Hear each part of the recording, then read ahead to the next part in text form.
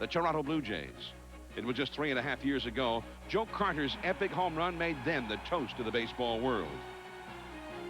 The Minnesota Twins. It's been only 6 years since Kirby Puckett brought the Twin Cities its second world championship in 5 seasons. For the Blue Jays, their return to postseason form will depend on the arms of a revamped starting rotation and the powerful bat of the young Carlos Delgado. The Twins look to mix young talent with the World Series experience of hometown hero Paul Molitor.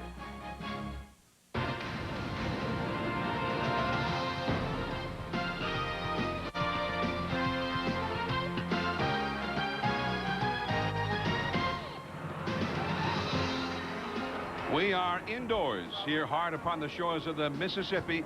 Sunday Night Baseball featuring the Toronto Blue Jays and the Minnesota Twins. Hello, everyone. I'm John Miller along with Joe Morgan. Welcome to our telecast tonight. And we get a look at the Minnesota Twins, who are really struggling lately. They've been hard hit with injuries. And the Toronto Blue Jays, who started to put it together. They won 7 of their last 8, even though they haven't yet started to hit. And that includes Joe Carter, the great RBI man. Joe, only 13 RBIs for him so far. Well, Joe Carter drives in 100 runs on a consistent basis. And I think you have to look at the top of the order, though, first. They're top of the order. The 1-2 hitters have the worst on-base percentage in baseball. So that means Joe Carter's not getting a lot of opportunities to drive in runs. Joe Carter needs a lot of opportunities because he doesn't hit .330, but he drives in a lot of clutch runs. They're still waiting for Orlando Merced, Carlos Garcia, and Benito Santiago, 3 guys that came over from the National League to really start hitting. And when that happens, I think they'll have a very good offense. All right, now, for the Minnesota Twins, they have been really stricken with injuries. Paul Molitor is just recently back. Terry Steinbach is healthy, but he's not hitting, although he had 3 RBIs last night. And Chuck Knobloch got hit by a pitch last night. He's not hitting well yet either, but he's getting on base a lot, which is his game. Well, Chuck Knobloch is doing everything except hitting .340. He leads the league in base on balls. He leads the league in stolen bases, so he is getting on base. But he's just not, hitting for the high average like he did last year. But having Paul Molitor back, I think, will really give them a boost. And Terry Steinbach really swung the bat well last night. If he continues that, again, the Twins will have a good offense. They had a very good offense last year. Yeah, and Steinbach hit 35 homers for the A's last year. It's the Twins and the Blue Jays. Woody Williams on the mound for Toronto. Scott Aldred from the ESPN Sunday Night Baseball Game of the Week is brought to you by Concha y Toro Wines. Taste says it all. And by Rude Air Conditioners. You can rely on Rude. There is Cito Gaston, the manager of the Toronto Blue Jays, who led them to 2 consecutive world championships, 1992 and 93. And now the Blue Jays, who have fallen upon hard times, are trying to get themselves back to postseason play. Here's the lineup. The Pepsi batting order for the Toronto Blue Jays. Otis Nixon leads it off in center field, and Alex Gonzalez is at shortstop. Orlando Merced, the former Pirate, in right field. Joe Carter hitting cleanup. He's now the first baseman. Ed Sprague is at third base, hitting 5th, 36 home runs last year. Carlos Delgado, extraordinarily powerful. He's the DH. Benito Santiago, last time we saw him on Sunday Night Baseball, he had 3 home runs in a game. He hit 2 here last night. Jacob Brumfield in left field, and Carlos Garcia, another former Pirate, is at second base. And on the mound for the homestanding Minnesota Twins, the tall left-hander Scott Aldred. Like most of the Twins pitchers, he is struggling right now. Well, he's really struggling, John. He's lost his last 4 decisions after winning his first one. See the 6.28 earned run average. His curveball will be the key to his success tonight. If he can throw strikes with that slow curveball, he'll have a chance. And let's take a look at the defense that you have playing behind Aldred tonight. And behind the plate, Terry Steinbach is the key. He's the new addition to this ball club, and he's also a guy that really kind of helps his pitchers by getting them the calls that they need by framing pitches pretty well. And of course, you have Chuck Knobloch at second base, one of the best defensive second basemen in baseball. Indeed he is. And there is Steinbach. And so far, coming home for Steinbach has not been what he had envisioned, and certainly not what the Twins had envisioned after he had hit a career record 35 home runs last year. He's just gone into a deep slump. And even though he had 3 hits and 3 RBIs last night, including a home run, he is only hitting .217 for the Twins. So Otis Nixon gets ready to bat, and there's the look from the dome itself. And of course, anytime there's a ball game in here in the Metrodome, the dome usually has a hand in the outcome of the game. Is ball one as Nixon bluffs the bunt, and we are underway. 7:07 Central Time. And I don't know if we'd be playing the ball game if we had no roof over us today, but it was a blustery, cold day with winds in the 40-mile-an-hour range here in the Twin Cities this afternoon. 2 balls and no strikes. Aldred giving up 8 home runs in only 38 2/3 innings. And that is a ball. 3-0. And this is a guy you've just got to come out and throw strikes to, Otis Nixon. Yeah, not only that, though, that's why Aldred has given up the 8 home runs. He falls behind and then has to come in with the fastball, and that pitch is just not an exceptional fastball, and they hit it out of the ballpark. And we're talking about the fact that the top of the order had not been getting on base. They have some proven players. Last year, Nixon hit 286. Now he's struggling. Strike 2 called, and Otis thought it was too low. But Cubby Culbreth, the plate umpire, calls him back. 3-2. Now, Otis Nixon thought he had ball 4 here. He squares around. He's taking all the way. And there you see what we're talking about with Terry Steinbach. He framed that pitch very well. He got that call. Now having to swing away. Now blocked. And there's one gone. So Nixon is erased. We've got 2 of the 3 leading base stealers in the American League on the field here tonight. Otis Nixon, 3rd in the league with 15 steals, and Chuck Knobloch of the Twins is the leading base stealer in the league with 17 steals, only been caught twice. Now here's Alex Gonzalez. Well, this has been a problem, and you mentioned it at the very beginning of the telecast, Joe. The Jays have not found the combination at the top of the order to get on base and make things happen for the likes of Joe Carter and Ed Sprague. Gonzalez off the glove of the left fielder Lawton. He almost made a spectacular catch there, and into second base with a double is Gonzalez. Well, they had moved Gonzalez up to the 2nd spot and moved Carlos Garcia down to the 9th spot. Garcia actually started in the 2nd slot. Let's take a look at this. He jumps on this fastball and pulls it down the line. You see they were shading him more toward left center field, and right off the tip of the glove. You know, he made a good attempt. I think Lawton thought he was going to get it. Yeah. Well, his glove's long enough. Here is Orlando Merced. And although he's hitting only .258, Merced has been on the increase of late. This is a guy who always seems to hit around .290, 300 or better, 15 to 20 home runs. He is what we used to term a professional hitter. He's going to hit a lot of, get you a lot of base hits, always going to hit 280 and above. Not going to hit a lot of home runs, not going to drive in a lot, but he's going to get on base and do the job. And out of play. So the count is 1 ball and 1 strike to Orlando Merced. You see his average season in his final 4 seasons with Pittsburgh. Just what Joe was mentioning. 12 homers, 71 RBIs, .294 average. He was basically an everyday player those last few years. Yeah, the last 4 years he was. But still sat out it against the occasional left-hander. And in talking to the players that came over from the National League, Carlos Garcia and Benito Santiago, they feel like they're still adjusting to the American League, which is something that we might want to talk about. I don't know where there should have been any adjustments, but they've been making some. This is Santiago holding a bat in the dugout. That one is taken by Brady, the first baseman, unassisted put out. Gonzalez down to third base, and that will bring up Joe Carter with 2 down. Well, that was a slow curveball from Aldred. It looked like it was going to be like a balloon up there, and Merced swung at it, but he got out in front of it a little bit and pulled it to first base. You can't hang breaking balls like that and get away with it, but he got away with that one. So you can't, but and then again, sometimes you can. Yeah, but he did. Well, that shows the kind of slumping the Blue Jays have been in. You're right, because a lot of times that pitch doesn't, you don't hit it on the ground, you'll hit it in the air or a line drive.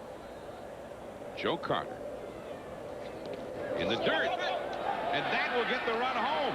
Steinbach didn't know where it was. It popped up in the air and landed in the left-handed batter's box as Gonzalez, breaking quickly, raced home with the first run of the game. Well, watch Steinbach. He blocks it. Now he gets down. He tries to block it, keep it in front of him, and it hits off his glove, and it bounces away. That's one of the things I've noticed. A lot of catchers do that. They try to block it with their glove instead of just taking it in their chest. You know, he tried to block it, and I've seen a lot of catchers, Johnny Bench to mention one, that would just drop over in front of that and let it hit him in the chest, and you don't have the chance of the ball bouncing away, but it's a tough call. So now nobody to attempt to drive in for Joe Carter. 2 down and nobody on. The Jays already ahead 1-0. Joe has only hit 188 this year with men in scoring position. Cracks one into center. Looking up into the dome is Becker. And that's the inning. So a double, a wild pitch, and the Jays are on the board. Chuck Knobloch, Molitor due third when we come. John Miller and Joe Morgan were at the Metrodome in Minneapolis. Sunday night baseball. The Blue Jays out front 1-0 as the Minnesota Twins get ready to bat. There's Tom Kelly, 11 years now, as the man in charge of things here in the Minnesota dugout. And he truly is in charge. I mean, it all flows from Tom Kelly, TK as they call him here in the Twin Cities. Let's take a look at the Twins starting lineup brought to you by Pepsi. Chuck Knobloch leads off at second base. Brent Brady at first base. Paul Molitor the DH. Roberto Kelly, the veteran, in right field. Matt Lawton left field. Terry Steinbach, the catcher. And 3 for 4 last night with his third home run. Walker is at third base, a highly touted rookie. Pat Mears at short, and Mitch Becker is in center field. And on the mound, the right-hander Woody Williams from the University of Houston faced Chuck Knobloch when they were both in college. And Knobloch says he got real good stuff. Well, he throws a fastball and a slider. And there you see he throws strikes most of the time. That's the key. It's been tough to hit. 39 innings and only 29 hits allowed. And 12 base on balls. So he does throw strikes. Chuck Knobloch. But look at that on-base average. 8th best in the league. So still getting on base alive. He's walked more than, or in fact, about exactly once per game.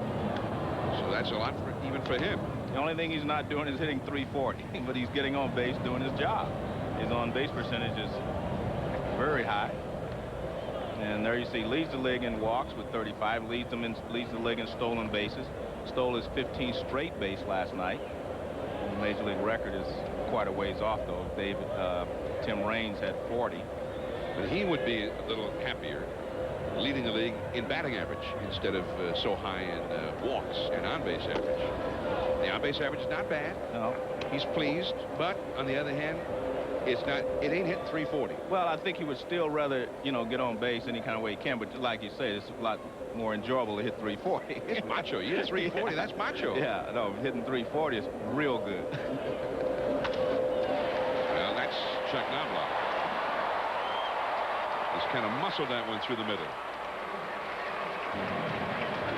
Well, that's Chuck Knobloch keeping the ball on the ground back through the middle. Let's take a look at the defense.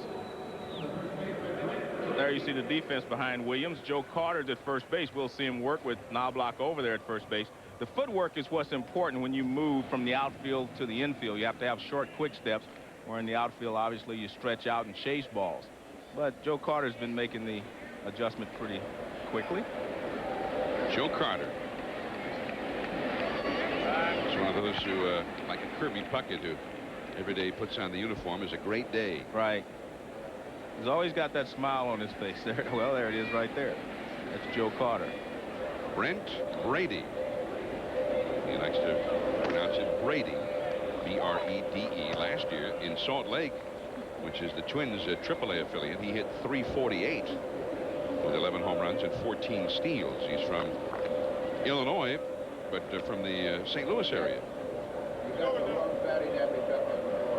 He was once a member of the all-scholar athlete team, the St. Louis Post-Dispatch, when he was in high school.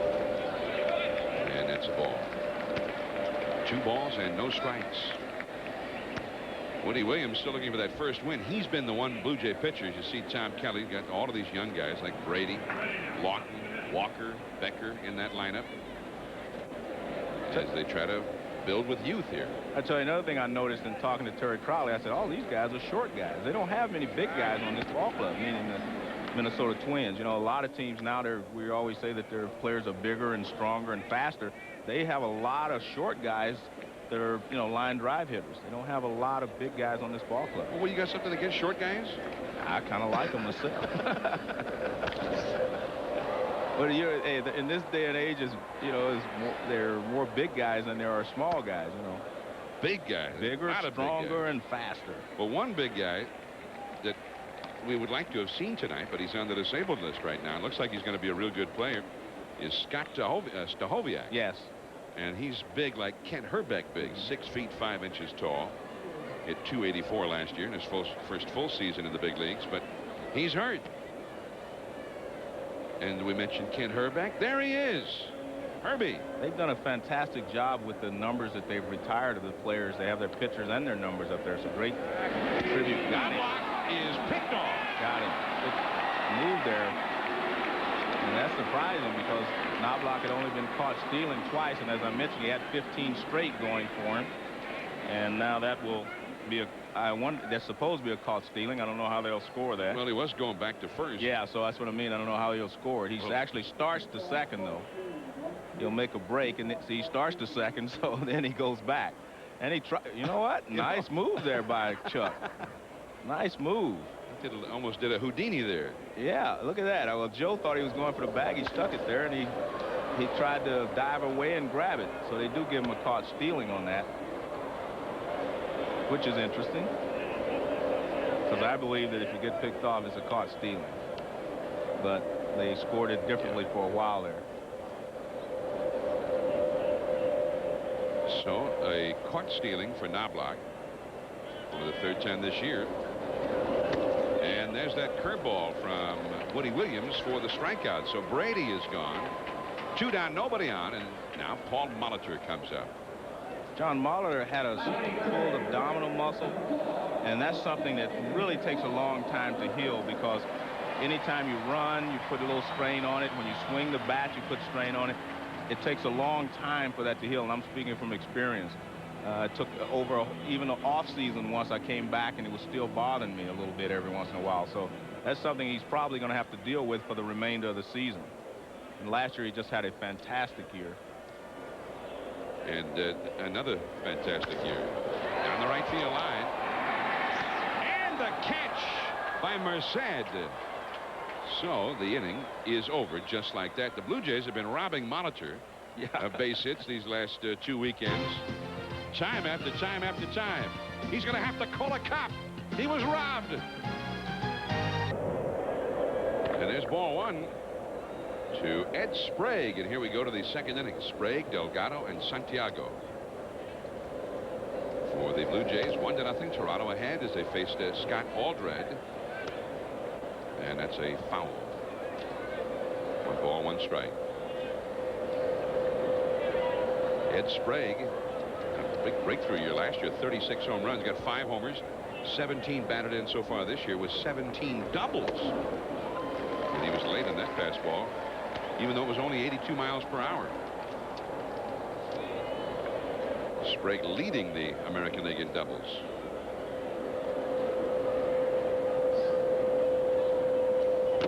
Foul tip held, strike 3. Sprague is gone. There, John, you see the difference in Aldred pitching there. If he can get ahead, he can get you to chase him a sinker out of the strike zone or whatever. But if he's behind in the count, you're only swinging strikes. So he gets you to swing at that pitch that's low and away, and he might get you to chase some curveballs in the dirt. So he turns that ball over, runs away from the right-hander. You have good velocity on that, though. Here is Carlos Delgado. 6 homers, 19 batted in. He also hit a home run last night. Now this guy's got tremendous power, and they're hoping that he's going to let it all hang loose and hit 40 or so this year. Well, they had been platooning him a little bit against some left-handers with Juan Samuel, but they decided they're going to go with him tonight. He hit a home run last night. Hit 25 homers last year in 488 at-bats.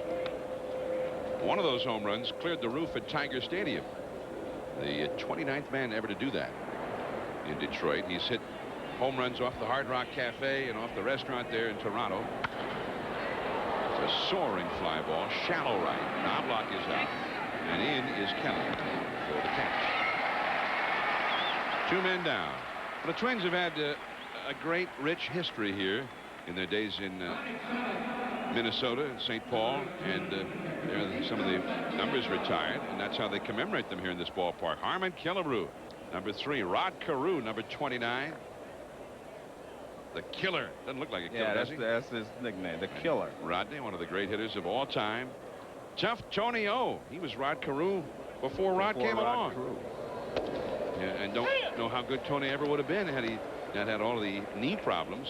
He came right up and was winning batting titles right away early on in his career. And of course, Kent Herbeck, a great favorite who was born and raised here. And they got the empty spot up there is being saved for Kirby Puckett. They're going to have his number put up there sometime in May. So I'd like to be here for that one. Yeah, that's the spot that's vacant up there. Benito Santiago off to a slow start with his new ball club. He's only had 60 at bats. He was on the disabled list for a while. This is only his 17th game. He has had 3 home runs, including 2 last night. 2 two-run homers for his battery mate, Roger Clemens. Clemens got the win here last night. And Roger, talking about the new new Blue Jays. Clemens is 6-0 for his new team. Remember all the stuff he made that big contract with Toronto. People say, well, he's just a 500 pitcher these last 4 years. And he was. On the other hand, there's wins and losses, and then there's how you pitch. And he is pitching great right now. 6-0 for the Blue Jays. And, of course, Santiago helped him out last night with a couple of big flies. And remember, he hit 30 last year for the Phillies, so he can hit him. And then later, he hit another one. Same spot. I think the same guy might have caught both of those, Joe. And Cito Gaston said after the game he'd like to see Santiago hit 20, 25 with the Blue Jays this year. Down the right field line, going back into the corner, Roberto Kelly. And that ends the inning. 3 up, 3 down for the Blue Jays. 1-0 Toronto. Roberto Kelly coming up. Steinbach due third back in the Metrodome. Sunday night baseball coming up Wednesday night. The first half of our doubleheader. The Cleveland Indians with David Justice and last year's MVP Juan Gonzalez and the Texas Rangers. Justice hitting .362, 12 homers, 30 RBIs. Gonzalez just hit a grand slam this weekend after recently coming back from an injury. Then the second half, Cal Ripken off to a great start as the Orioles' third baseman. The Orioles have the best record in the league against the Angels and Tim Salmon. Cal Ripken, 29 RBIs. Tim Salmon, big slugger. That's the second half of the doubleheader. Wednesday night baseball. We hope you'll tune in. David Justice been hot lately. Matt Williams has gotten it going now. 9 homers, 29 RBIs for that Cleveland ball club. Could be some fireworks with the Rangers and the Cleveland Indians going head to head. Bobby Witt, though, is scheduled for Texas. He is 6-0. Here we go to the second inning. Roberto Kelly facing Woody Williams. Kelly, Lawton, and Steinbach. One time they thought Roberto Kelly was going to be the superstar in center field for the New York Yankees. At one time, coming through the farm system, he was an untouchable. He had speed, range in the outfield. He hit 300. He hit with some power. But something happened along the way, and Kelly never seemed to get any better. Now he's just kind of hanging on as a journeyman. Well, he's still do some good things, but he's not the superstar that we once thought he would be. Otis Nixon deep to center field.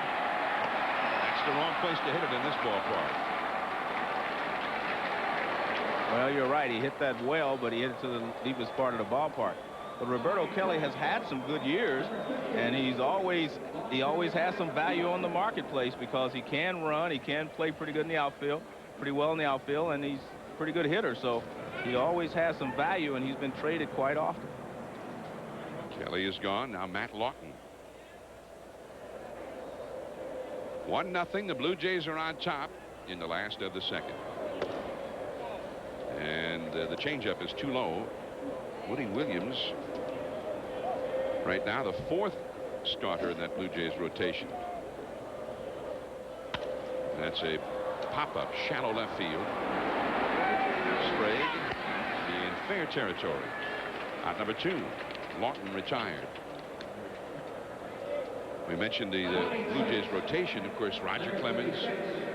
He was the strikeout champion in the league last year with Boston.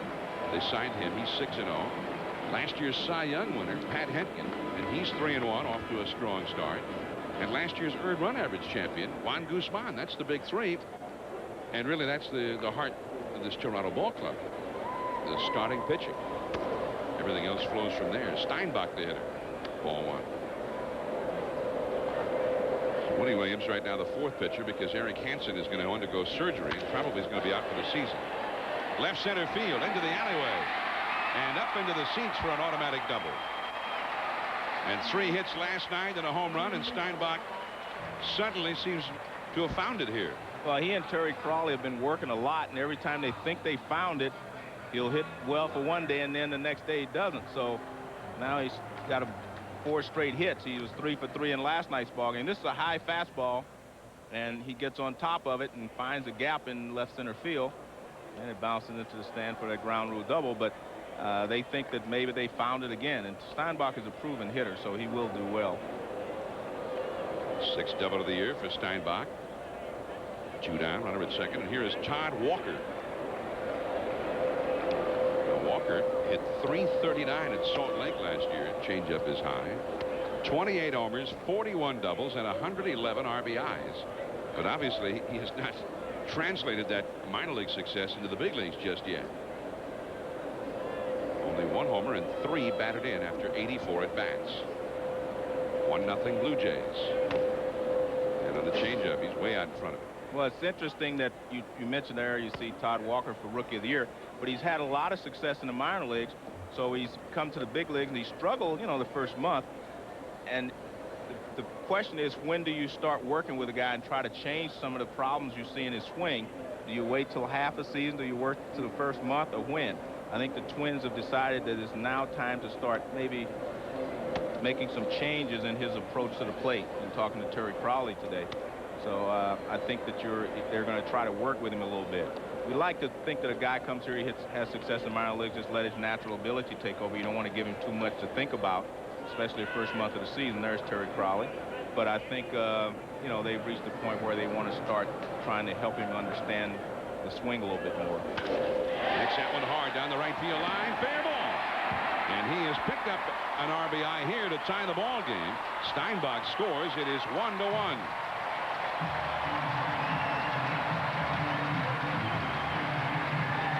The kind of hit that they have not been seeing from Walker.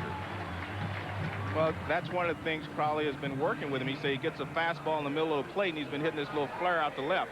He wants him to pull this ball right there on the inside part of the plate. And you see he goes out and pulls it. Good swing right there.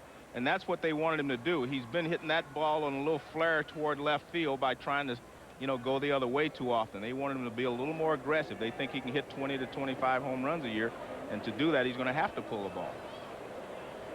Now here is Pat Mears. 2 down, a run is in. It's 1-1. Woody Williams with a fastball for a strike. Well, Todd Walker certainly comes highly recommended. He was a 3-time All-America at LSU, and he helped lead them to a College World Series title one year. He was named the most outstanding player at the College World Series. Mears helped him out on that one. So Pat Mears is down on the count 0-2. Walker also broke Albert Bell's school record at LSU for career RBIs, and he set a conference record in RBIs, breaking a record that had been set by Rafael Palmeiro. So he's up there with some pretty good names from his intercollegiate career.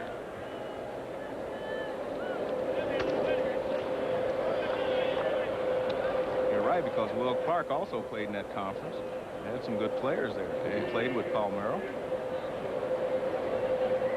So Todd Walker, they're hoping that, I mean, it's still early in the season. He certainly could get it turned around. But you know, 36 games into the season, that's a good long while, right, not to be getting it done. Well, you figure 36 games, you've got to, you know, either know that you're improving. You don't expect a guy to come up here and and just tear up the leg, but you do expect to see a gradual improvement on a day-to-day basis, or at least, you know, on a weekly basis. And they felt like they were not seeing that, so they just started to give him some help. And it was actually Tom Kelly's idea rather than Crowley. Crowley was thinking about giving him another week. They started 2 days ago. And that high tight fastball, Mears lurching back out of the way of it. 2 balls, 2 strikes, 2 down, runner at second. A run is in. It is 1-1. This fastball runs in. You see the ball tailing in, and Mears able to get out of the way.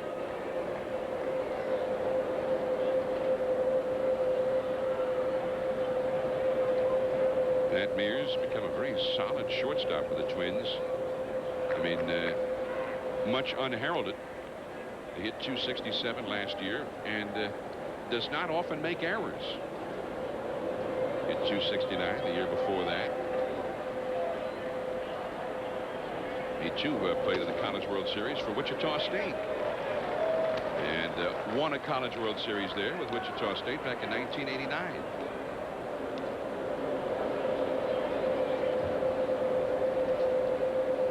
So Woody Williams out of the University of Houston. Got a lot of intercollegiate stars in this ball game tonight.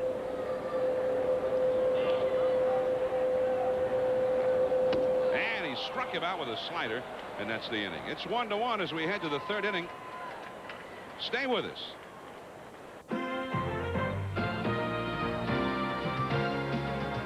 The ESPN Sunday Night Baseball Game of the Week is brought to you by VFW. They do anything for this country. And by the more than 1,525 AutoZone stores across America. AutoZone, the best parts in auto parts. Yesterday was a big day here in the Twin Cities. It was opening day of the fishing season, and that was the scene over at Lake Calhoun in Minneapolis, fishing for walleye. Unfortunately, Joe, they forgot to tell the walleye that it was opening day because they say they weren't biting. Jacob Brumfield leads it off for Toronto. Do you fish? No. Me neither. No, thanks. I knew there was something in particular I liked about you. Yeah, no. I'm not into sitting on boats and passing the time.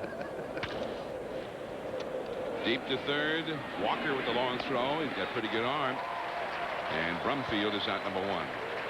There's a look at the fabric dome here, which has been so controversial over the years because it seemed to be the same color as the baseball. Exactly, and that's why balls are lost up there. A lot of times during the year you lose balls. They lost one last night, cost Roger Clemens an earned run, but that's what happens. You lose a lot of baseballs in this gray ceiling, which is just like the baseball after they rub it up. In fact, 2 runs ended up scoring when Alex Gonzalez lost one up there. But people are always losing them up there. Carlos Garcia. And this one is hard to figure. I mean, he is hitting only 185 for his new ball club. And he still may end up hitting his 280, 290, whatever. But the struggle has really been huge for him coming from the National League to the American League for some reason. Well, he said to me that one of the problems he's had is that he's swinging at so many bad pitches. He has not been patient at the plate, and he said, especially with men on base, he said that's what bothers him the most is what, you know, he has not hit well with runners in scoring position because he just chases too many pitches out of the zone. He's trying to be a little more patient now. And a lot of times you go to a different league and guys will say to you, well, you know, you got to make an adjustment to this league because it's different from the other league. And I really don't believe that anymore. I think there used to be a lot of distinct differences between the 2 leagues, such as the way the umpires call the strike zone. The hard throwers were more in the National League. But I think now that it's just about even. I don't think there's a lot of difference. This is Knobloch. He throws out Garcia. Number 2. They used to call the American League the breaking ball league and the National League the fastball league. I don't think it's like that anymore. Up close tomorrow night, Monday, at 6 Eastern, 3 Pacific, and the special guest will be Albert Bell of the White Sox. Yes, Albert will be speaking with Chris Myers. Albert has apparently not been talking to the press lately. He hit a grand slam today for the White Sox, drove in 5 runs. The White Sox have started showing signs of turning it around. They've won 7 of 10 on this homestand. which just ended, including a 4-game sweep of the Oakland Athletics. And here's Roger Clemens. And Roger was there with kind of a weight, always working out. Always working out. Otis Nixon, base hit. Roger Clemens last night had 14 strikeouts, which tied the Toronto Blue Jays record, and of course isn't even close to his own personal record, which he tied last year with 20 in a game. His personal record is also the all-time major league record, by the way. See him working with weights. He started with a very light weight, and he's just working his way on up. That's strengthening his arm. A lot of hitters do that as well, strengthen their wrist and their forearms. Well, now he's strengthening his left one. That's to catch the ball when they throw it back. Or maybe he's preparing for interleague play. He's going to have to hit. He wants to, you know, be strong when he has to hit. Some think when he has to hit the deck. You know, if a couple of those National League guys go down, then Clemens is going to have to come to bat for the first time. Well, sometime during the broadcast, I'd like to show. Last night he hit Chuck Knobloch in the ball game, and I'd like to you know, show you what happens when you get hit with a Roger Clemens fastball. Alex Gonzalez hit a double his first time and scored the Blue Jays run. He's facing Scott Aldred here with 2 down and a runner at first in the 3rd inning. Otis Nixon, 15 steals for the year. Roger Clemens, 14 strikeouts last night. He's 6-0 with a 2.05 earned run average for his new ball club. And John Peter Pasquarelli tells me that he did get a base hit last year. I remember that now. He singled last year in his 1 plate appearance. That's right. They ran out of players in a ball game. He ended up batting, and he got a single to center field. Yeah. Roger, as they called him in New England. Although apparently I don't think they call him that anymore. They don't call him that anymore now since he left the Sox. Some people took it personally. And he left with, there was a lot of acrimony over his leaving, with Rogers saying that he was very unhappy with the general manager, Dan Duquette, and so on and so forth. But it seemed that ultimately that the Blue Jays were just not going to be denied. I mean, they made an offer that stunned a lot of people in the baseball world. Roger Clemens is going to be 35 years of age this August. But I still believe Roger would have taken less to stay in Boston had the number of years been right. That was the hang-up, according to Roger. And ball 4 to Gonzalez. So 2 men on now with 2 men out. And Merced coming up. Oh, we've been talking about Roger Clemens, who pitched here last night. Here's a look at some of his outing last night. 14 strikeouts, no walks. Well, Knobloch, a tough man to strike out. You're right. He struck out the side twice last night, in the 5th and the 7th. Got Molitor there. 2 tough guys to strike out. So Terry Crowley was telling you before the game, Joe, about the split-fingered fastball he was throwing and how high they were getting that on the radar gun. Yeah, he said he was throwing a splitter around 90 miles an hour and his fastball in 96 mile an hour range. That's tough to try to handle a splitter that's coming 90 miles an hour. It's tough to handle just a regular fastball at that speed. Orlando Merced, a left-handed hitter. 2 men on, 2 men out. And the foul back out of play. But John, I have checked around, you know, the American League and started talking to some players in the National League about what we discussed last week, whether they thought pitching was actually better this year. Remember, we had that discussion last week. And in most cases, they agree that they think pitching is a little better this year than it was last year. And I was talking to Cito Gaston. He believes that. Terry Crowley believes that. They think it's just a little bit better than it was last year in the American League. Cito. Well, there was an incredible number of runs that were scored last year. And so we'll see. We'll see how it develops as the weather begins to warm up. And the hitters start to limber up. But I also checked on the weather. The weather was the same this year as it was last year. And they were hitting well last year. Look out. Now that was a foul ball and almost hit Merced. 2 balls and 2 strikes now. 2 men on, 2 men out. Well, take a look at this fastball that runs in. See, Merced's going into it. It runs in. It gets the bat. Actually, just hits the bat and gets a little piece of Terry Steinbach. Steinbach has the whole Merced off.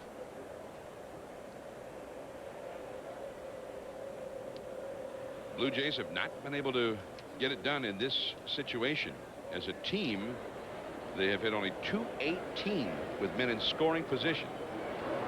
And with 2 down, hitting .199. And Merced goes down. Still 1-1. Joe Carter left on deck. Knobloch coming up second when we get back. Yes, I would definitely like to wish my mother, Gracie, and your twin a happy Mother's Day. I love you. All right, Otis, and happy Mother's Day to everyone out there to whom that reference applies. Otis's mom, Gracie's in Evergreen, North Carolina. Now, Bob Casey. Baseman,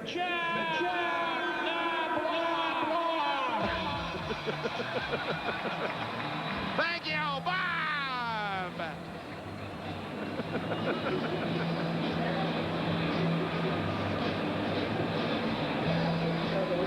Well, we don't get to hear Bob introduce Kirby Puckett any longer. Yeah, you're right. Kirby Puckett. Bob, he sounds like he's angry, doesn't he? Listen up. Now batting. Quiet down. Bob K. He'd been here since almost the very beginning when the Twins moved here from Washington. 1961. I don't know that he started that year, but it was within a year or two of them moving out here. And he is a true character, Joe. One of those character guys. Well, there he is on the screen. We got 1 out. Knobloch the hitter, as you heard Bob Casey say. When Ken Herbeck was here, every once in a while he'd introduce him as Kent Herbeck. And Herbeck would always turn around and tell him to knock it off.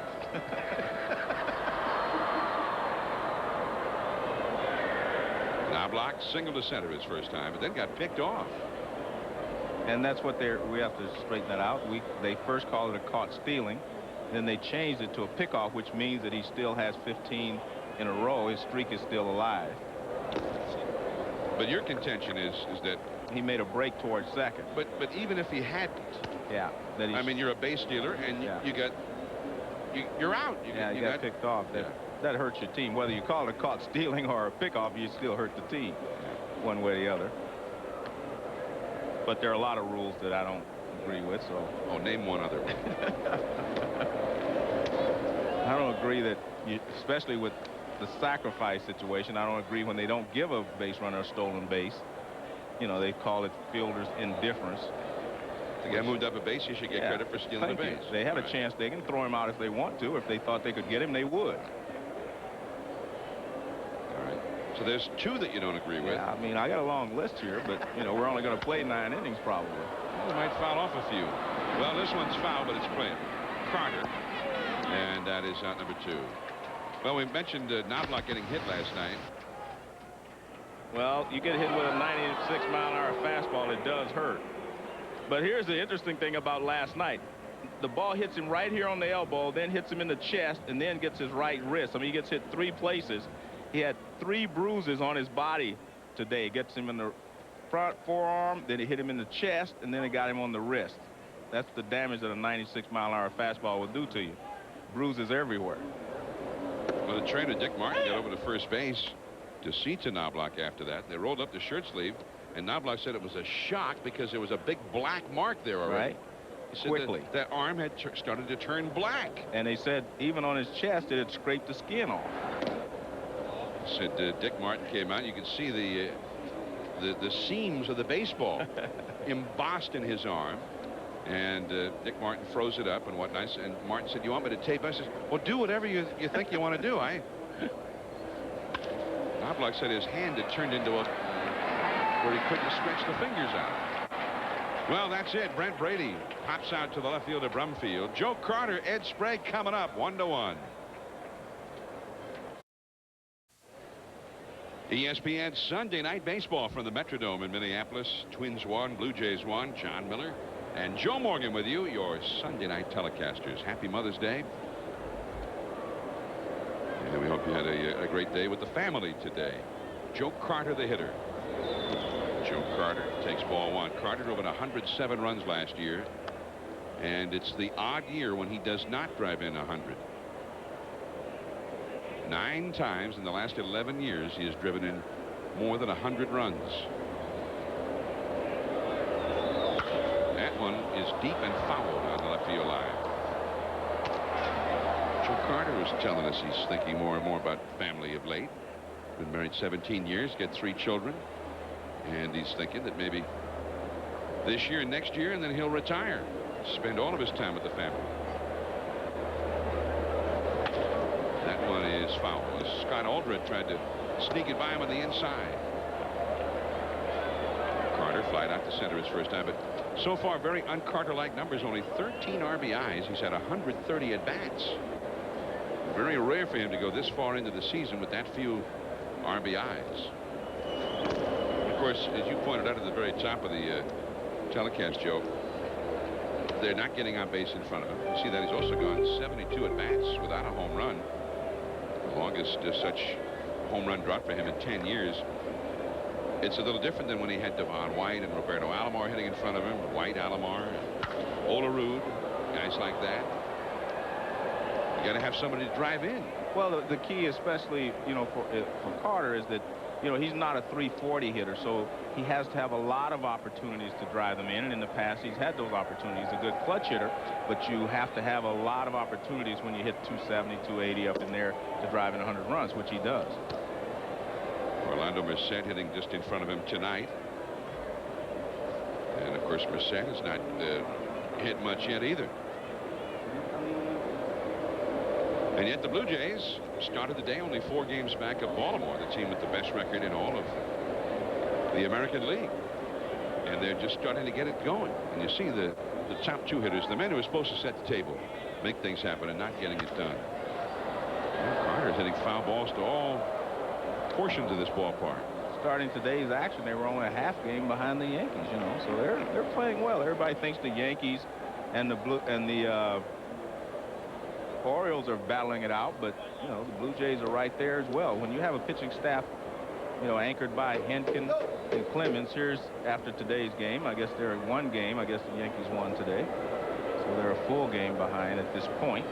And Carter strikes out. Aldred gets him with that low inside fastball.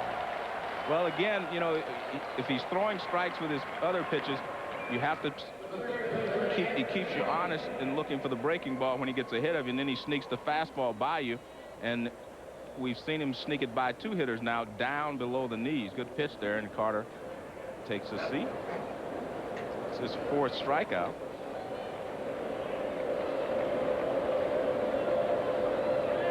Third.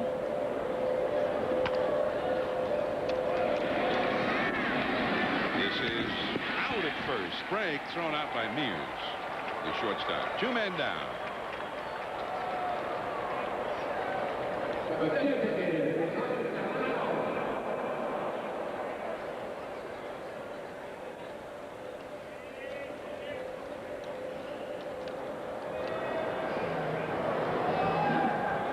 Two down, and here's Carlos Delgado. Joe and I are having a meeting in here about our scorebooks now. Yeah, I mean, I gave Merced a punch out, you know, and he, you know, earlier, and he didn't deserve one. Well, we've had a meeting about it. Consensus is Aldred's got 3 strikeouts. Yeah. Where is Marty Aronoff, the man who's supposed to keep us up on this stuff? He's watching the NBA someplace. Man, we can't be keeping all these numbers all by ourselves. 3, 4, I don't, you know, once you get up that high. Here's Carlos Delgado. He cracks one into right field. Kelly's got it at the warning track. 3 up and 3 down. Aldred looking pretty sharp. Walt Molitor and then Roberto Kelly coming up with the Twins. It's 1-1. The ESPN Sunday Night Baseball Game of the Week from the Metrodome. It is 1-1. Last of the 4th. Mother's Day, 1997. Joe, happy Mother's Day to you, because I mean, this is our 8th Mother's Day together. You're right. You're right. We only spend Mother's Day with each other. Hey, what are you doing for Father's Day this year? Well, while we take this opportunity, we wish my mom, Ollie, back in Oakland, a happy Mother's Day, and to all the Morgan mothers, sisters, aunts, everybody back in California, happy Mother's Day, and to all mothers around the world. You see. There's some, my mom and the twins are #1, Hi, Oma and Opa, Grandma and Grandpa. Okay. It's sort of like saying what you were saying there, Joe. Now, this is the 8th straight year that you wish your mom a happy Mother's Day on this telecast. Yes. Now my mom is also watching. Winona. Good. That's Winona. Okay. Never misses a Sunday night game. It's the only time she ever sees me, she says. Well, that's why I waited till this late in the ball game, because my sisters and brothers were taking my mom out to dinner, and they promised to have her back in time for me to say happy Mother's Day.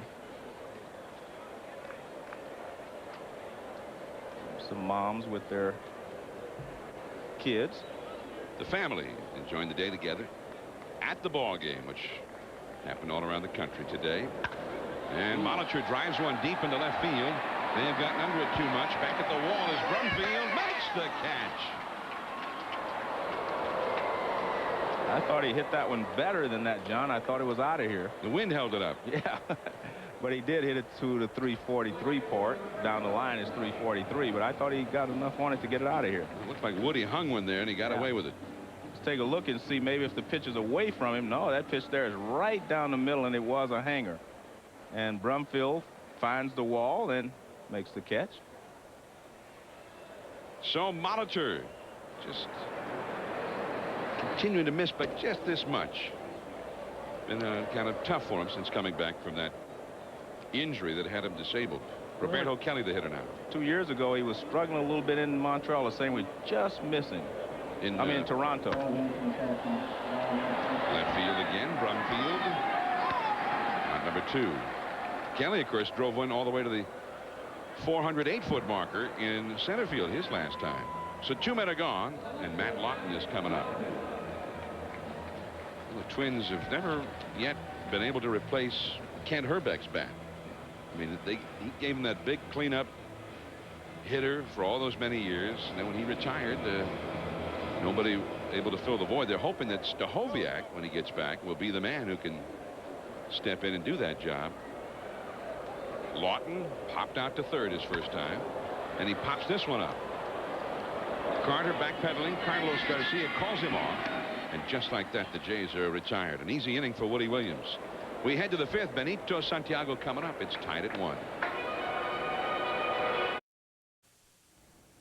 Larry Beal in the studio. Time for the Home Depot Rising Star of the Day. And that rising star would be Andrew Jones of Atlanta. Today, the Braves and the Pirates. Here's Andrew up in the first inning. Base hit.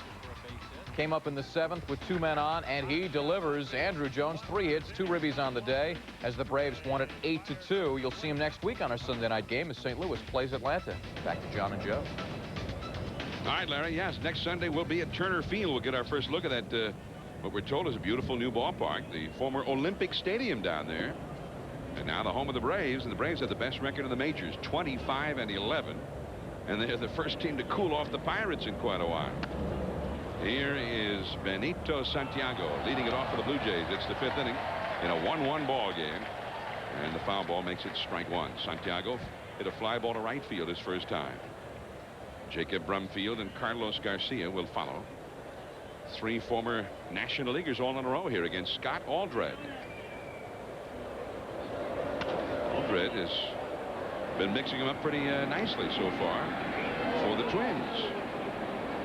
John, I want to take a quick moment and send out my condolences to the Rich family. Tom and Sam, they lost their father, Jack, this past week, and they're very close family friends of mine and my family. We want to send our condolences out.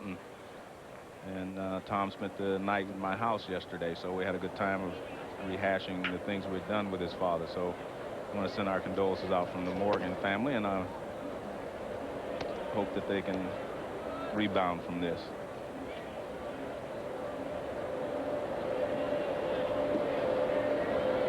1 ball and 2 strikes to Santiago.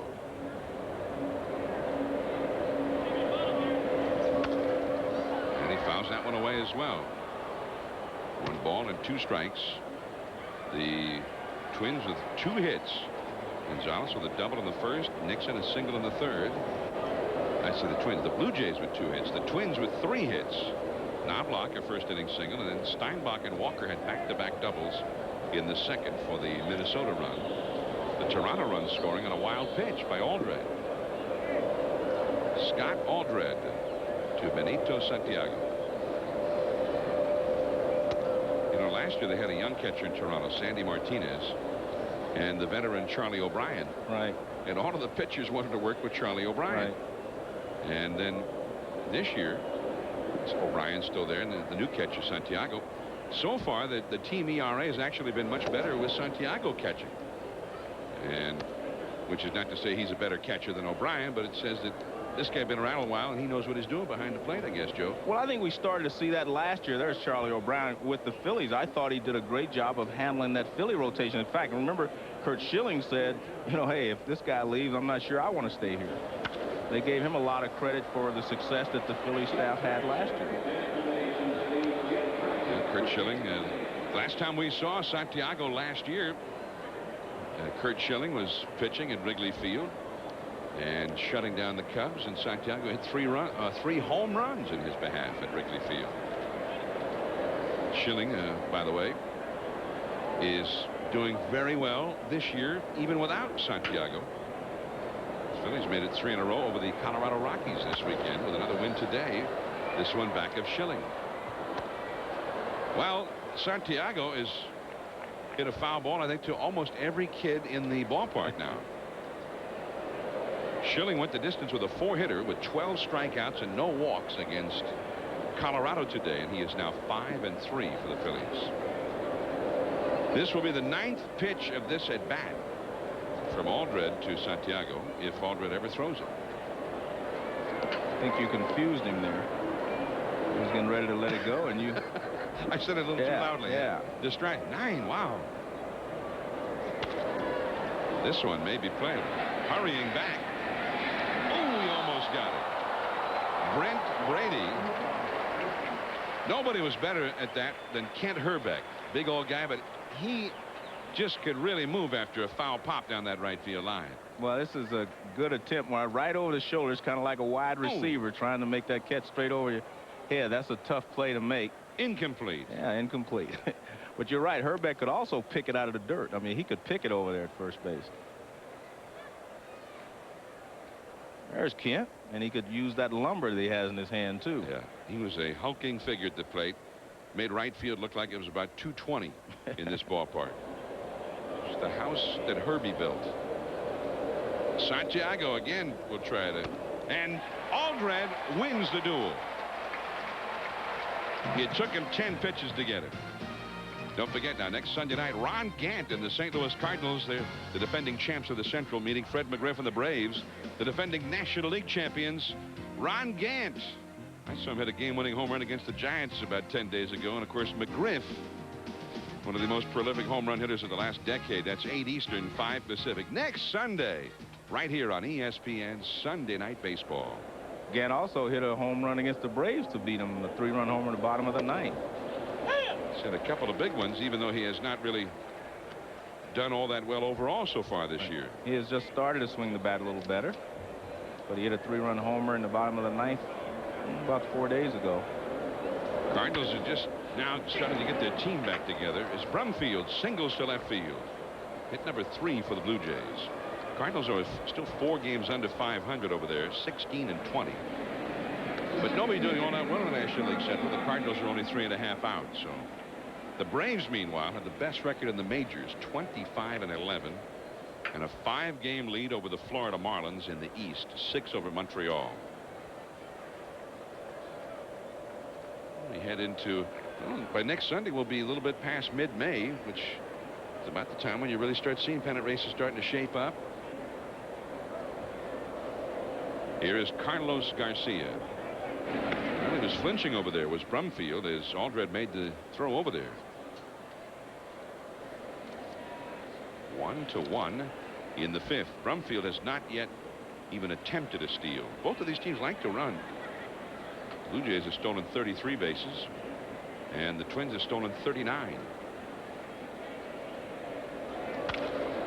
And that one is foul off the right field side. So the count to Garcia is strike one. Carlos Garcia, we were talking about his slump the last time he was up there. He hit 285. Yeah, he got one, Joe, and a Blue Jays fan at that. Look at that. Wait a minute, they've all got one. He's got two. Well, now we know who got all those foul balls that Santiago hit. Man. And fastball is inside to Garcia. Garcia hit 285 for Pittsburgh last year. He had 294 the year before that. I mean, he was pretty steady for Jim Leland over there. Yeah. I wonder, Joe, when you get traded like that, it's always kind of a shock. There's got to be a certain comfort level being with the same franchise, same manager all that time. Off the glove of Aldred. Walker cannot pick it up, and everybody is safe. I don't think he had a play even had he been able to retrieve that one. Brumfield safe at second. Garcia safe at first with an infield hit. Well, Garcia got a break there. If that ball goes through, Pat Mears was going to be able to make the play at shortstop. I mean, this ball's not. See, Pat Mears right there. He was there in plenty of time. That was going to be a double play had not Aldred deflected it away from him, because that ball was hit right to the shortstop. Now, this is hockey. We'd have to have a timeout to check the tape to see if anybody was in the crease on that on that redirection.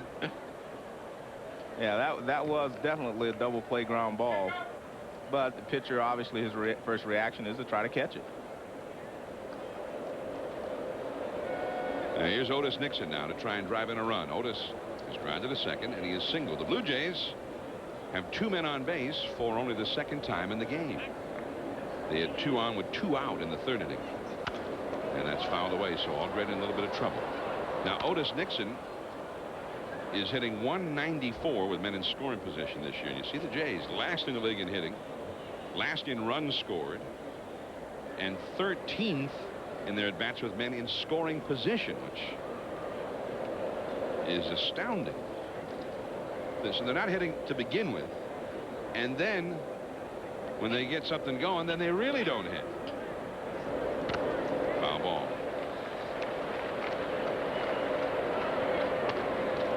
Oh, and 2 the count to Nixon. Here's Willie Upshaw, the hitting instructor for the Blue Jays, a former outstanding first baseman for the Jays back in the early year expansion days of the Blue Jays. He was one of their first real big stars. Yes, he was. Good hitter, too.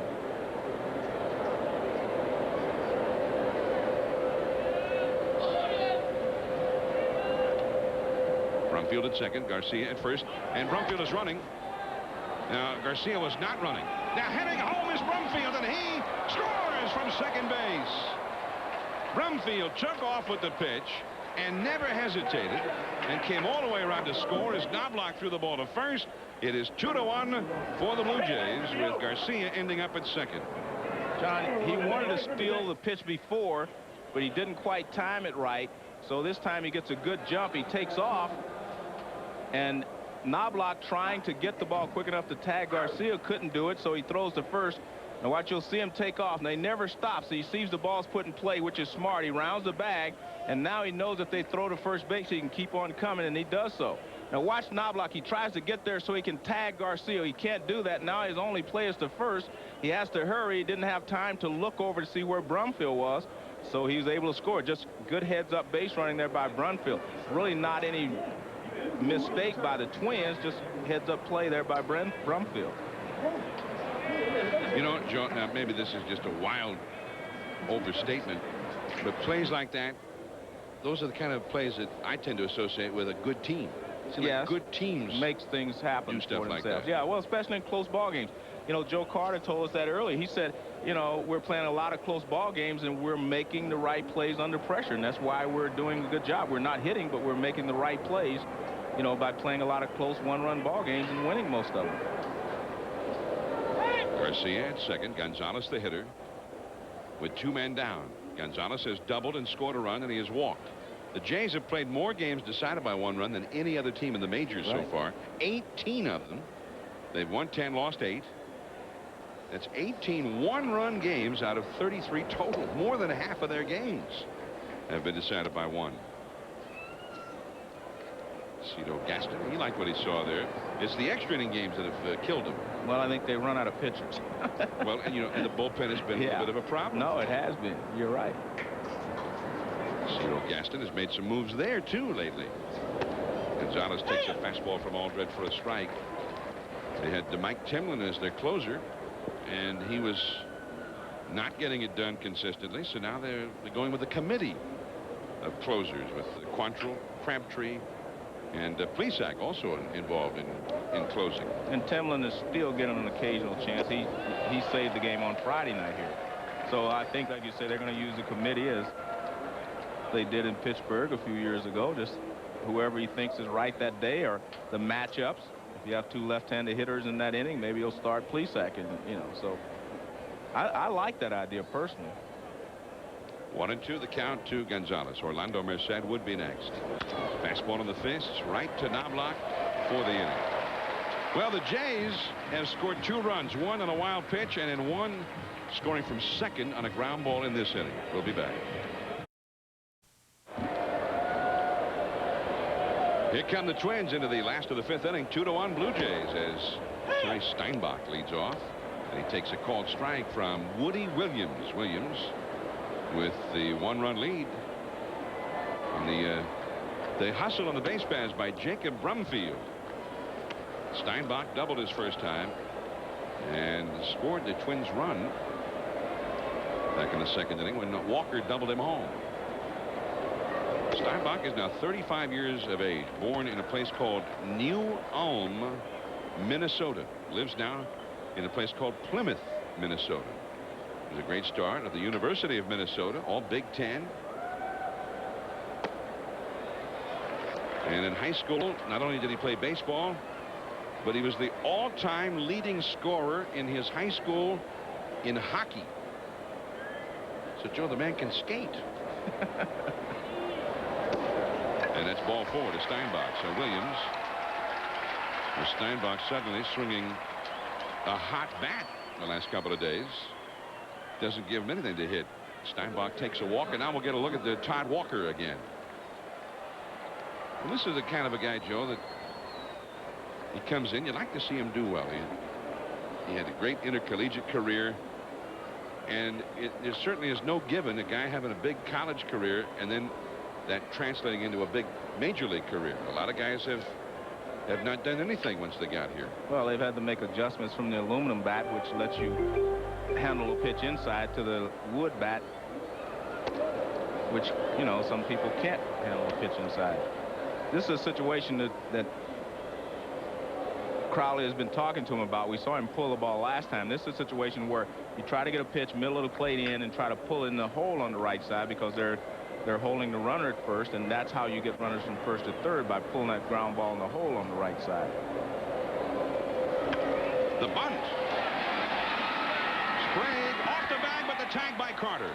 And hustling down the third baseline to cover the bag is Benito Santiago, the catcher. It'll be scored as a sacrifice for Walker, although I don't think that's what he had in mind, Joe. No, it seemed like he was trying to beat it out for a base hit. I guess that's what they like. You see, does drag it down and try to bunt it down the third baseline. Sprague was a little deep, but Joe Carter makes a nice play. We talked about him adjusting, and the key there was his footwork, and he got the job done. It is scored as a sacrifice for Walker. It's the first out of the game by Woody Williams on a ball hit on the ground. They've been getting it airborne against it. Here's Pat Mears, strike 1.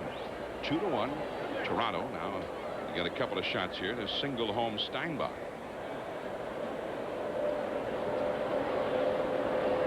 Well, you're talking about Walker, John, how they'd like to see him pull the ball more. Now he had a chance there to the bottom part of the order to do some damage with a man on base, and the big hole on the right side of the infield. Instead of trying to exploit that, pull the ball through the hole, he ends up bunting. Yeah, I'm sure Crowley was talking to him about that, just in the future. I mean, he's still probably trying to get his feet on the ground, but there are times, there's Paul Molitor, who may have already talked to him about it, because Molly knows everything that goes on out there, and he watches everything. And that could be sometimes hit home a little more when a teammate and a great current player says something to you. But just before that, we're told, before we put him on camera, Molitor was indeed having a discussion there with Todd Walker. Yeah. Molitor, it's hard to believe, 40 years old. Although, Joe, as I understand it, he's now even older than you. If I got my math straight from your last birthday. Well, I remember, you know, they had, when he first came up, you know, with Milwaukee, you know, he seemed like he played there forever. So it is hard to believe he's 40 years old. Only 40, I should say, because I can think of all the great years he's had in the major leagues. I mean, and 3,000 base hits. Molitor, Gantner, and Young. They were 3 teammates together longer than any other 3 teammates on any other team in the history of baseball. That's a foul back to the screen. Well, they were all good players. That's why they were able to stay there together. I mean, Yount has been retired. Gantner's out of baseball now. And there's Molitor. Still hitting line drives. Man, you know, Ted Williams has said in the past, he said when he sees Molitor, he sees Ted Williams. He Joe sees DiMaggio. Joe DiMaggio. That's right. Just kind of the quiet stroke that he's got, the quick bat. Woody Williams misses very high to Pat Mears. 2-2. DiMaggio hit more home runs than Molitor, but I think Ted Williams is talking about something in the approach. Yeah, I think the swing. Yeah, I think he was just talking about their approach in the batter's box. But he also calls him the best hitter that he's seen in the game these last few years. Steinbach at second. Pop fly, right field. Coming into the ball now is Merced.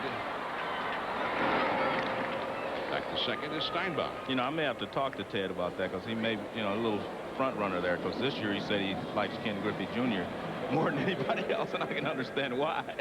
He said if he was starting a ball club, Ken Griffey Jr. would be the guy that he would take to start a ball club. I mean, he wouldn't take a 40-year-old guy to start a ball club. Why not? He's still playing.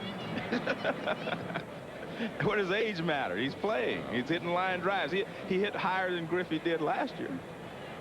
No, I agree. If I start an expansion team, I'm not hiring you. Don't worry. I'm not available. 2 down, Steinbach at second, and then Rich Becker coming up now for the Twins. Although I can be bought. And we are having expansion next year. Oh, yeah, that's right. Rich Becker, he kind of broke through last year after a real bad rookie season and hit .291 for the Twins. But he is back into a slump at the start of this season. .224 average. And that's strike one.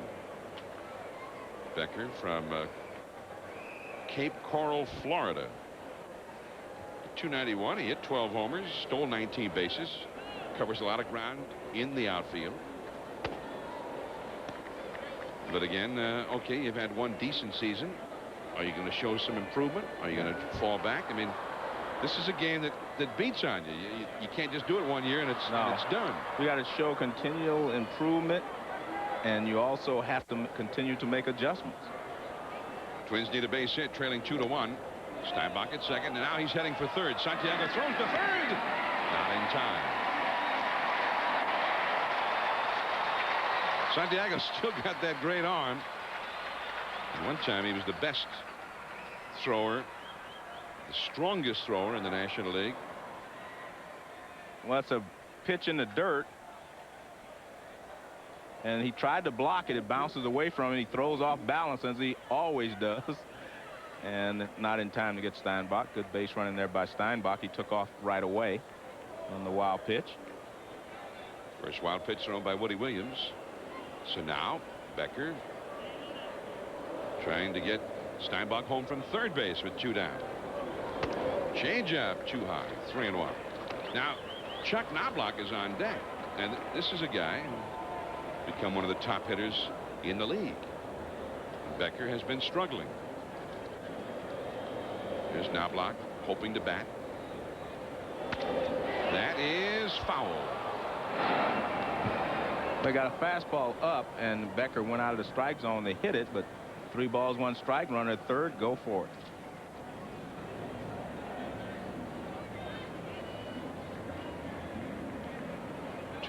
Three balls, 2 strikes to Rich Becker. Trying to deliver in the clutch for the struggling Minnesota Twins. Trailing 2-1 of the 5th inning. From the windup, Williams. Steinbach at third. And there's the walk. Well, he came back with a changeup after the 3-1 fastball, and he was out of the strike zone. And now he has to face Chuck Knobloch. You mean Chuck Knobloch? That's him.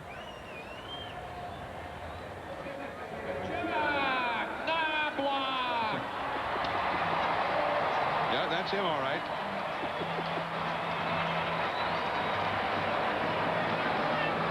Now, Knobloch, even with the Twins struggling, has produced in these kinds of situations, Joe. And when you think of Knobloch, I mean, he's a winning player, a clutch player. Well, he's only hitting .256 overall, so, you know, in entering tonight's ball game, so that .345 is very impressive. It means he is concentrating a little harder with those runners in scoring position. Becker at first, Steinbach at third. And the slider knocked down in the dirt by Santiago. He at first thought that maybe the ball had gotten past him. Complete spin there, but it was right in front of him all the while. Well, let's take a look at Santiago's approach. You see that he approaches it a little differently than Terry Steinbach. He dropped down in front of the ball and tried to make sure it hit him in the chest if he didn't catch it, which is a different approach than we saw with Steinbach early in the ball game. So we got a big conference going with Mel Queen, the pitching coach, out to the mound now to talk to Woody Williams here. Well, and that's interesting you bring that up, because the first Blue Jays run, and this is a tight ball game, was a big run, scored on a wild pitch, and the approach by Steinbach, who was the catcher in that case, was much different from the approach we just saw from Benito Santiago. Well, Steinbach tried to catch it. Now watch it. He'll try to catch this ball backhanded. See right there, and it goes off his arms. Now the Santiago will drop his body down in front of it, so that if he doesn't catch it in the glove, it will hit him in the chest. And he kept the ball in front of him, which saves a run. We just saw Santiago. He did it. Now it was Steinbach in the first inning. And the count is 2-0 now to Knobloch.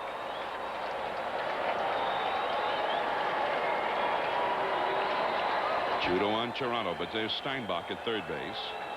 Becker at first base. Carter on the bag with him. And Cito Gaston hoping that Woody Williams can work his way out of this jam.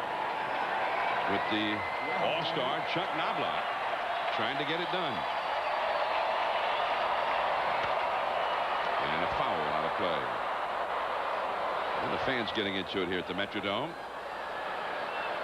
I mean, this had to be the loudest place ever when the Twins were in their World Series back in 1991 against Atlanta, 1987 against the Cardinals. And of course, they never did lose a World Series game in either one of those series played in this ballpark. They had the home field advantage, and maybe no team has ever had such a home field advantage in World Series history.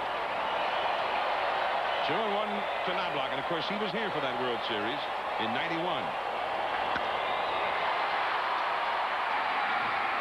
Merced, and that is the inning. Hit it hard, but right to Merced. 2 men left. 2-1.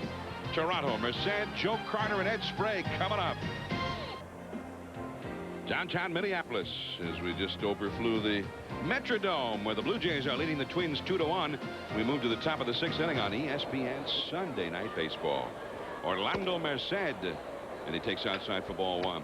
This is Mother's Day 1997, and Tim McClelland, the third base umpire, asked us if we could extend Mother's Day greetings to all of the mothers of the umpires working here tonight.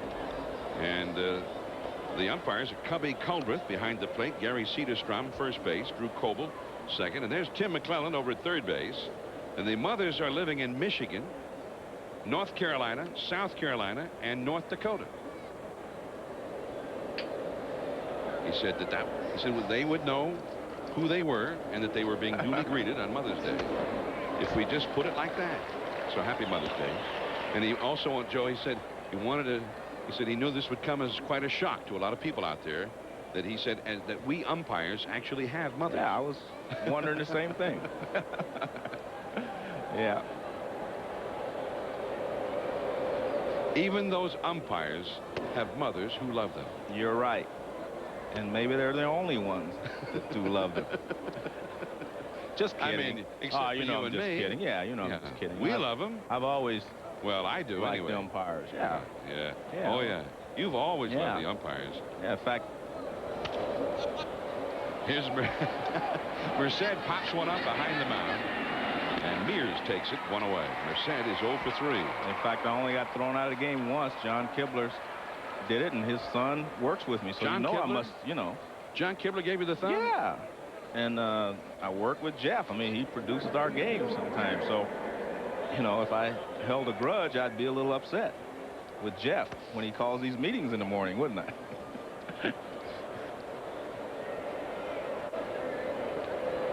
But actually, his father was one of my favorite umpires, even though he tossed me out of the game that one time.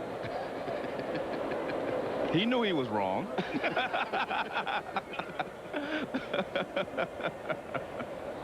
Joe Carter flied to center his first time, struck out his last time. Scott Aldred misses with a changeup for ball 1. 2-1 Toronto. Scott Aldred came into this game with an earned run average of 6.28. But he's pitched real well up till now. Pop fly, right side, Knobloch. And that's out number 2. Joe Carter. He's got a mother, and he wanted to wish her a happy Mother's Day on Sunday Night Baseball. Hi, Mom. I know you're sitting home watching the game, but I want to wish you a very special Mother's Day on this great day that's just for you. I love you. God bless you. And also to my wife, Diana, I know you're watching too. Happy Mother's Day to you too. That ought to get him a few brownie points. Joe Carter, destructive cleanup hitter, a force to be reckoned with in the lineup. And then there's Joe Carter, family. 2 down, nobody out. Ed Sprague, the hitter. Change up and away for ball 1. John, I've been watching the Toronto hitters this entire ball game, and Scott Aldred, who has struggled this year to get hitters out. But the one thing I'm noticing is they're not really aggressive. I have not seen one player on the Toronto Blue Jays really attacking the ball. It seems like they're being careful, trying to hit little line drives here, little line drives there. Except for that. That's it. Well, it's a line drive there into the alleyway, left center, up against the wall. Becker plays the carom, and into second with a stand-up double is Ed Sprague, and he leads the league now with 18 doubles. But John, if we go back and watch even Joe Carter, who has always been aggressive, they're just not really attacking the baseball, and I think that's one of the reasons they have struggled. This is a pitch that's down out of the strike zone. I mean, way out of the strike zone. Ed Sprague, good low ball hitter, goes down and gets it and lines it into left center field. But most of the other times we've watched tonight, they have not been aggressive at the plate. Aldred in his 8th start of the year, but only the 3rd time in those 8 starts that he has even made it into the 6th inning. Well, he only had 1 complete game in his whole career. Well, he has struggled the entire season, but they seem to be a little. There's a pop fly, shallow right center, could be trouble. It's in there. Delgado will only get 1 base out of that. He must not have been running. Coming in to score is Sprague, though, and it is 3-1. Roberto Kelly just could not quite get there. And Delgado makes it 3-1. This is a little bit about what I'm talking about aggressive. We've seen him break bats, get hit on the fist. Now here's a fastball. This pitch is actually out over the plate a little bit, and he doesn't get to it. Roberto Kelly, you can see going all out after it. He gave it 100% effort, but he just could not get there. And the ball bounced away. And I'm surprised, like you, that Delgado didn't get a double out of it, but maybe he was playing it safe with 2 outs.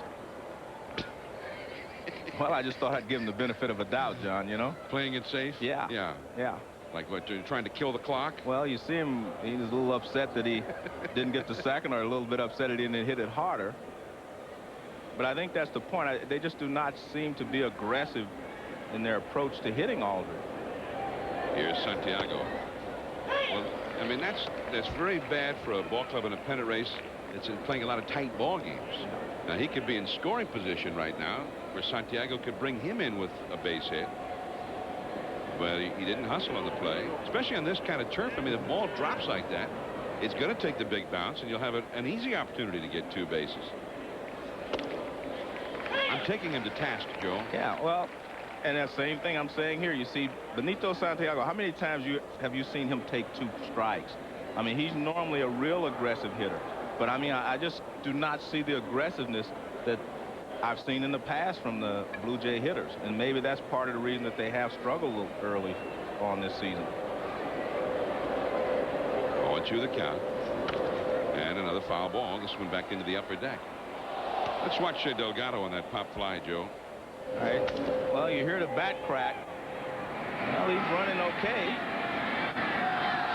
He just did not want to make a mistake, John. And maybe that's what I'm saying about them as hitters. They do not want to make mistakes as hitters. And I think he's saying to the coach that he probably should have been at second base too, or attempted anyway. It's okay to get thrown out at second base on a play like that with 2 outs. It really is. Delgado with his 20th RBI of the year. And he's still a relatively young guy, so perhaps part of the learning process for him. That ball is in the dirt.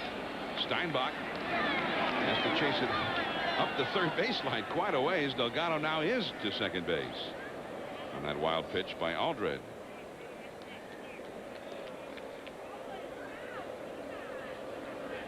There's a pitch that bounces in the dirt.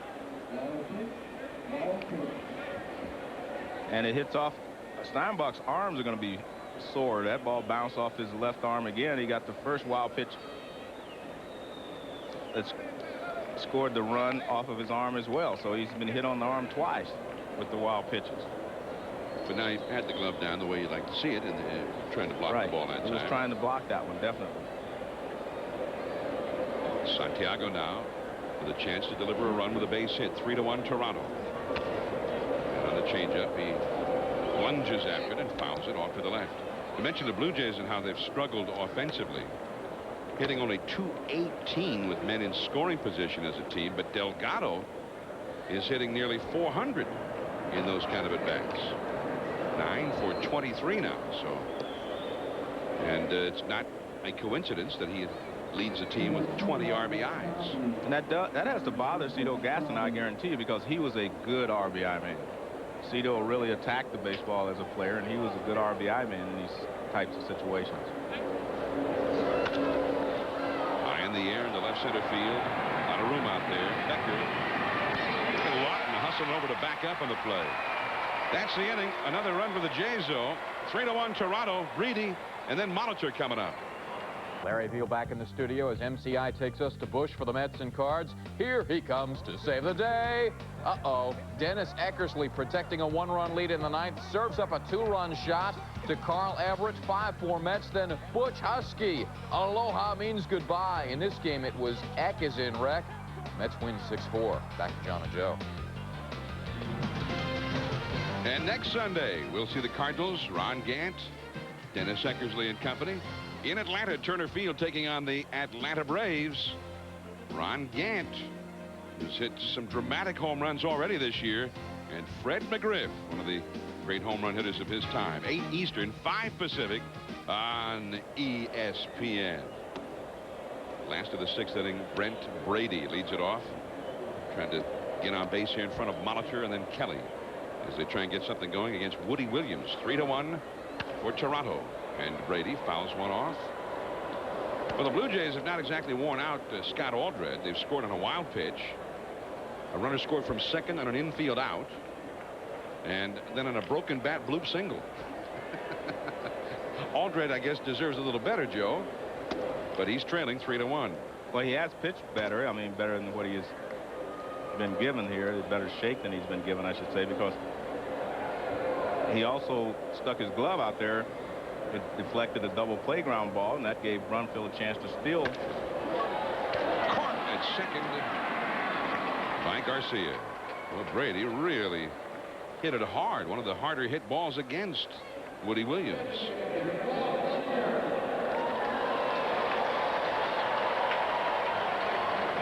Well, line drive to Carlos Garcia. Garcia was a shortstop originally, and they moved him over to second base, and that's where he'll be playing probably from now on, but he can play shortstop. Well, that was one of those plans, I don't know, plan B. Right. At one time was for maybe Garcia to move over to short if they traded Jay Bell, and Jeff King to move in at second base in Pittsburgh. But they traded Garcia. Well, I guess they traded them both at the same time. They went to plan D. Yeah. D for dump. None of them are the same. They started dumping those high contracts. Pop fly by Molitor. And Garcia wants this one. And he's got it. Molitor is 0 for 3. Molitor robbed of a hit on a sliding catch by Merced in the first.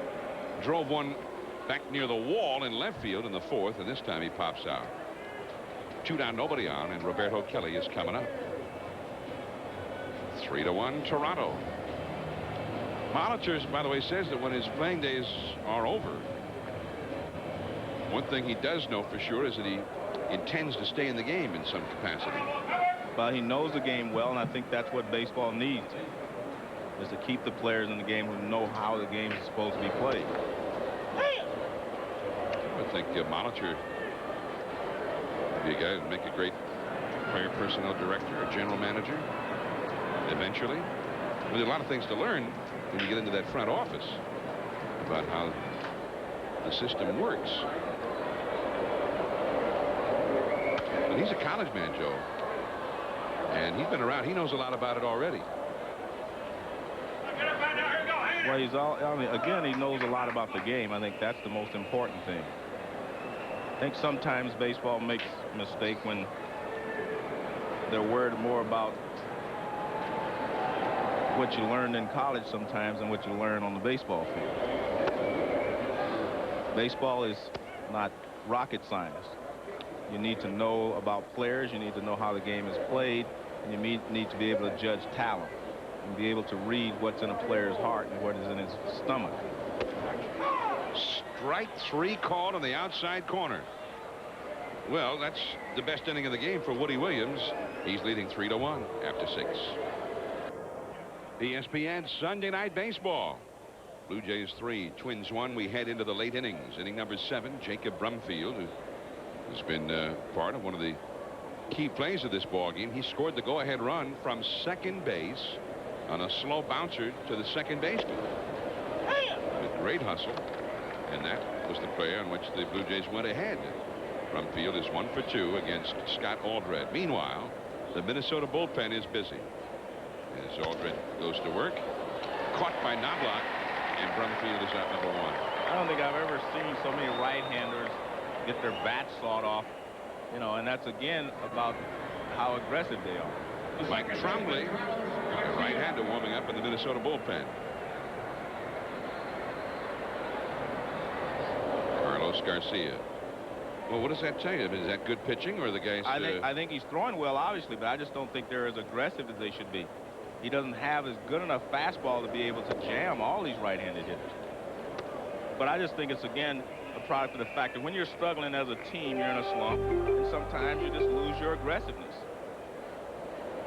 I mean, really, it seems like most of his fastball has been around 82, 83 miles an hour. And that shouldn't be enough to jam major league hitters unless they're not aggressive or unless they're looking for some other pitch.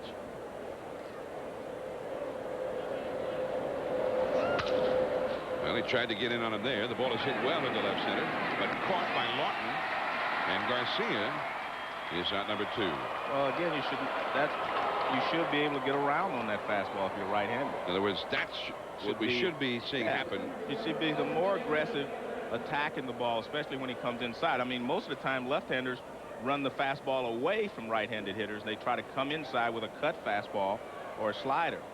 But Aldred is just going in whenever he wants to. But for instance, I mean, Fernando Valenzuela at his age now, he doesn't throw that hard, but he will work consistently in on the fists of right-handed hitters. With a cut fastball.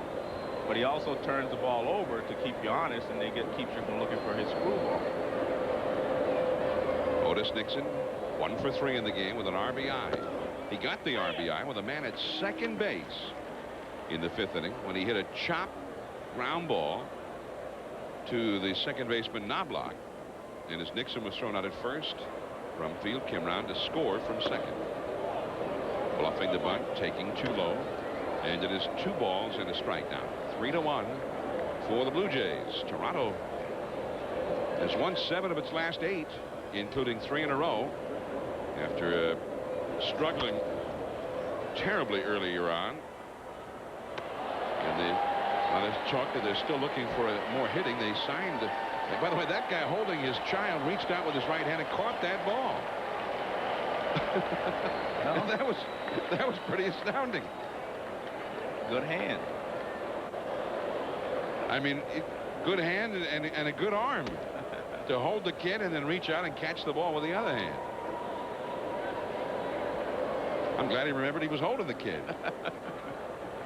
Glad the kid was more important than the ball. Some people get kind of focused in on that foul ball when they get a chance to get it.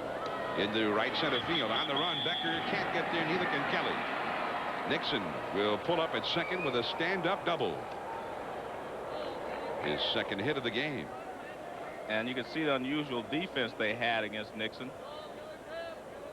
The right fielder, Kelly, was toward the line, and the center fielder, Becker, was pretty much straight away toward left center. You'll see here the ball's hitting the gap, and you see there's a big gap between the two.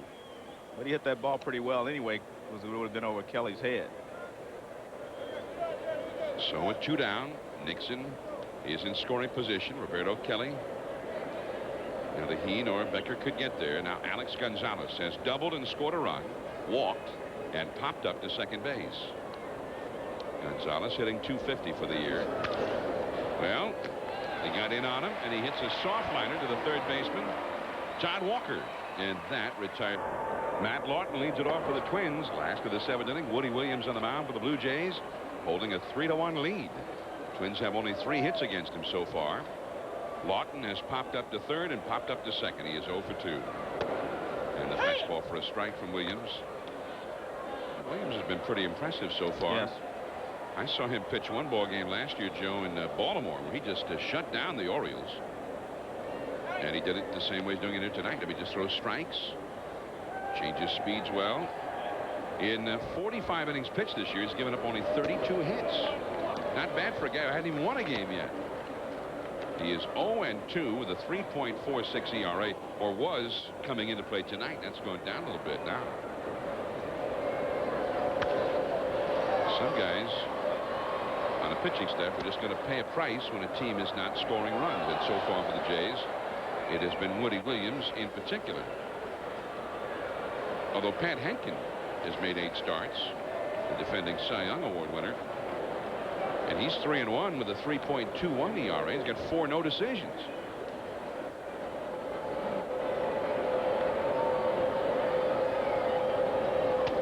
And that's too high. 3-2. If the Jays win this ball game, they'll remain 4 games back of Baltimore in the East. Yanks are 3.5 back, the defending world champions. Lawton drives one deep in the right field. Off the bag out there. A double.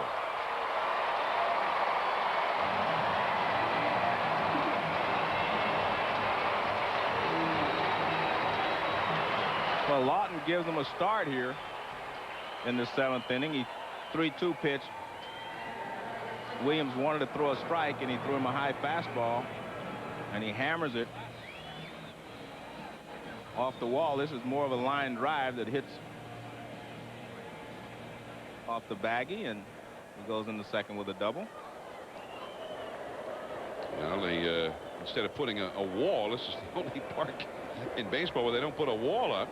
They put a curtain or a tarp, or as you say, a baggie. And so there's no real care on the ball, just hits and kind of drops straight down. The 12th double of the year for Matt Lawton. It's kind of a home run porch out there in right field. Only 327 down the line, and I don't know, maybe about 355 or so to the alleyway out there in right center. And so they put the curtain up. And you got to hit it over that curtain about 25 feet above the playing surface. Terry Steinbach, the possible tying run. He has doubled and he has walked, and he lifts this one foul out of play.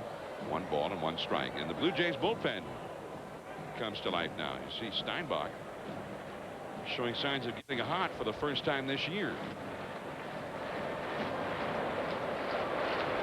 In the bullpen, the left-hander Paul Spoljaric.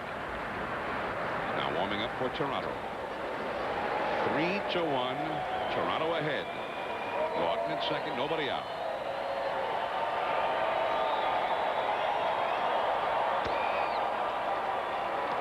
I think that's a pitch that Williams likes to throw, Joe. That fastball, it's just up a little bit out of the strike zone. Yeah. But Steinbach would not chase it there. Lawton, after his double at second base. Todd Walker is on deck. Into the hole. Gonzalez, the long throw. Nice play. Good arm. Well, we've talked about Steinbach tonight. Let's take a look at a couple of blocks that are instrumental in this game. This is the first, and now watch, I think this ball fooled him. See, he tries to backhand it, and it hits off of his arm. Now, later on, this is the way he should have gone after the ball in the first inning, by trying to block it. Now, this is Santiago with the same play. You see, he just tries to get his body in front of it, and it bounces off his glove, but it stays in front of him. I think that in the first inning, he was fooled a little bit by the pitch, and he just tried to reach out and backhand it. You never try to backhand the ball in that situation like that. You just try to get your entire body in front of it. And of course, in that play in the first inning, on that wild pitch, a run scored. The first run of the ball game. That brought Alex Gonzalez home from third base. Todd Walker, the hitter, he has doubled home the Twins' only run. He has also had a sacrifice bunt. 1 ball and no strikes. Big, strong guy. Got a chance here to tie this ball game with a home run. But he has only hit 1 home run in his 85 at-bats this year. You know, the guy that did that, Joe, when he first came up, you were talking earlier about how Walker's hit so many balls, has gone the other way with so many pitches that he should be pulling. Jeff Conine came up with Kansas City. Kept hitting singles to right all the time. And it wasn't until later that when he went to the Florida Marlins that he started showing his power and started pulling the ball a little bit. A lot of people can talk about going the other way and hitting the ball the other way, and you do that against tough pitches. When you have the ball middle of the plate in, you want to go ahead and attack the ball. Doesn't mean you pull it down the line, but you want to pull it to the right or left side of center field. And right to the second baseman, Garcia. And that is the second out. Over to third base goes Lawton. 2 down. Leadoff double by Lawton. Now he's to third, but with 2 down, and Pat Mears is coming up, a right-handed hitter.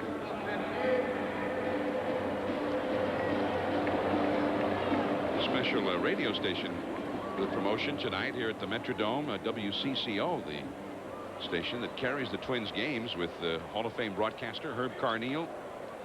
And tickets sold for this game, 32,552, but I don't think we had that many people actually in the ballpark. And there's Herb Carneal, into the Hall of Fame last year. Been the voice of the Twins since 1962.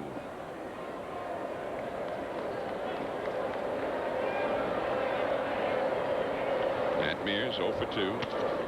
A little flare, shallow left center field. That is in there, base hit. Coming in to score is Lawton, and now it's a 1-run game again, 3-2 for the Blue Jays.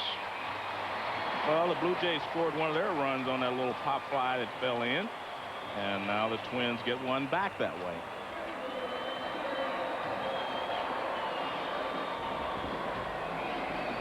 Now the pitch is away, hits it off the end of the bat. Right off the end of the bat, and it drops in front. You see Brumfield coming hard, but he can't get there, and he does a good job of knocking that ball down, keeping it in front of him and keeping Mears from going to second base.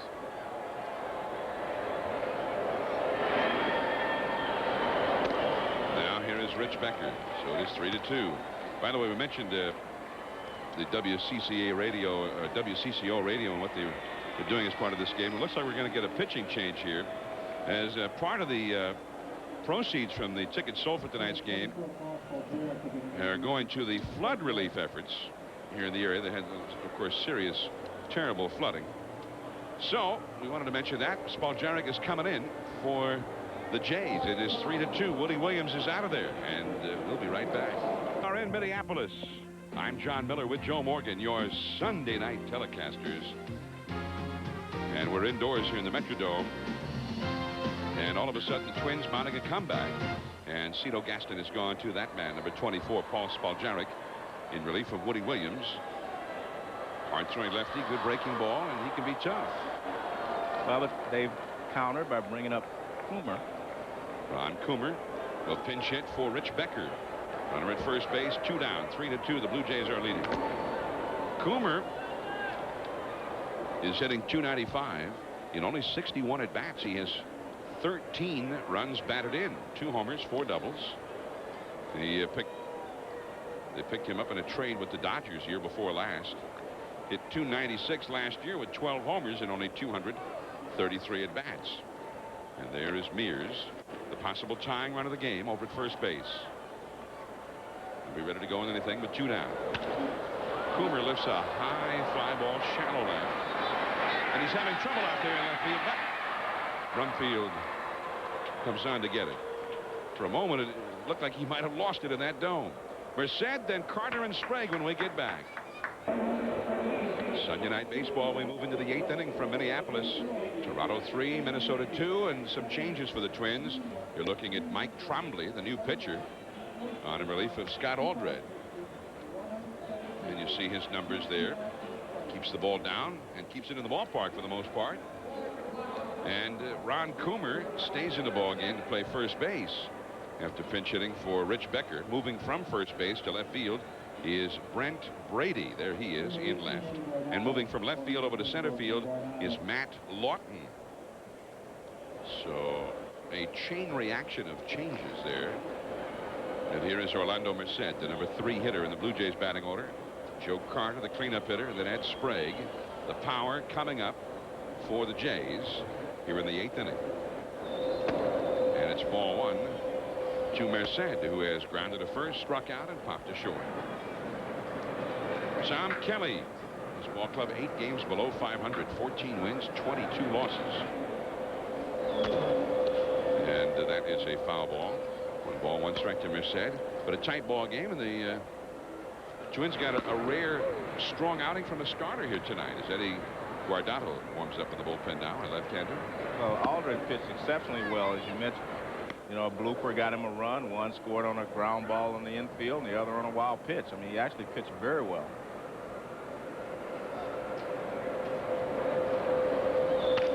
Off the fist foul by Merced. 1 ball and 2 strikes. It just seems to me that Toronto's trying to hit a lot of singles. You know, they're not really attacking the ball. Now you have a right-hander out there, and Merced, even there, he's just late. Looks like, but it's because I think trying to hit singles, they're losing a lot of bat speed. I mean, that's what's happening, in my opinion, tonight. I'm not. Strike 3 call. One away. I don't know if that's been their problem the entire season, but it definitely is their problem tonight. There's not a lot of aggressiveness. And with 2 strikes, Trombley goes away with a fastball, forkball, actually a splitter. And that ball really had some movement on it. There you see the ball moving down and away from Merced. Merced thought it was low and away. So Merced 0 for 4 and struck out twice in this one. And now Joe Carter will come up.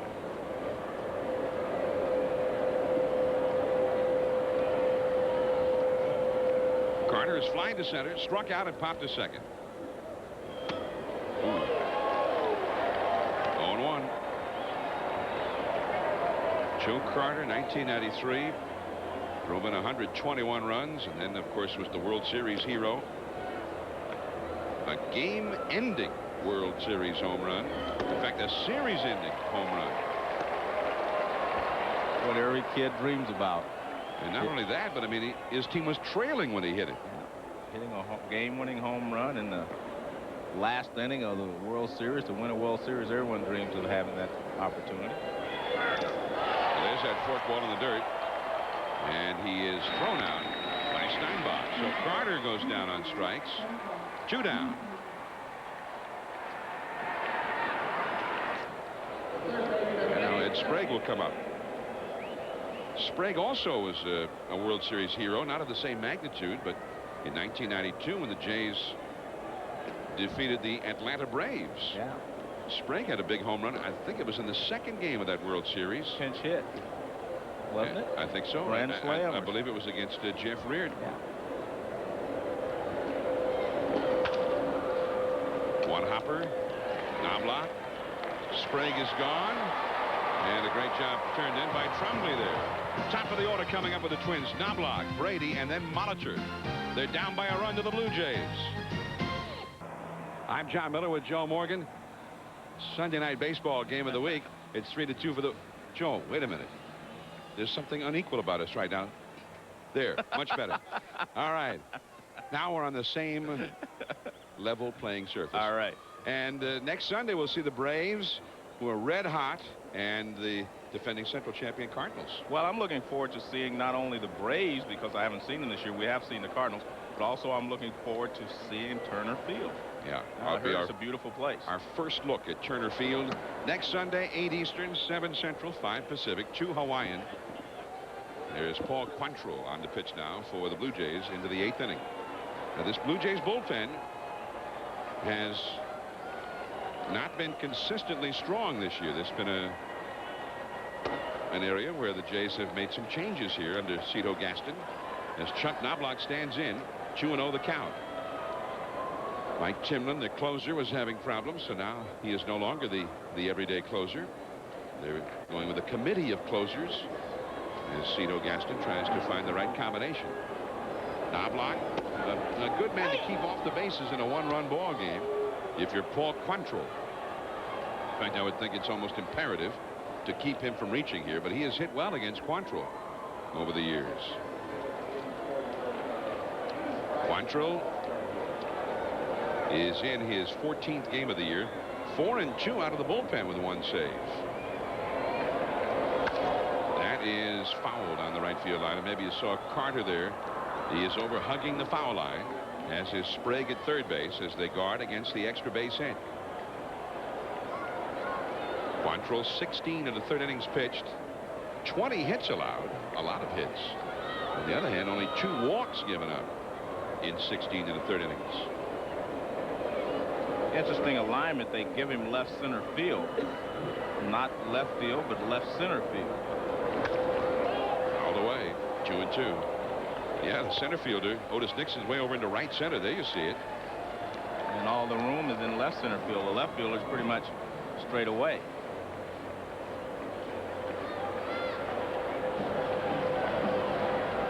All right, look, I mean, look at all this space you have here between the outfielders. Knobloch could run for a long time if he could hit one out there. He reaches for one and hits it right back to Quantrill. That was a good pitch by Quantrill. He'd thrown him fastball, so all of a sudden Knobloch had to try to speed his bat up, try to get to the fastball, and he threw him, looked like a splitter, and all Knobloch could do was put it in play. Here you go. Take a look at this. See, that's either a slider or a splitter, and he just reaches out. There's Knobloch. He was completely fooled by it, but he just reaches out and puts it in play. He was probably hoping he'd foul that off, but he put it in play. Here's Brent Brady now, 0 for 3. That's a foul. Well, now they kind of shift the other way, Joe. The center fielder, Otis Nixon, over into left center. This is interesting, the way that they play these hitters. There you see now the gap is over here. So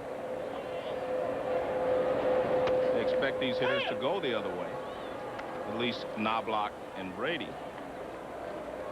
Cito Gaston, he's the guy that goes over to scouting reports with the coaches and decides where to play certain hitters. Brent Brady. 2 strikes and now 1 ball. 3-2. Toronto ahead in the last of the 8th inning.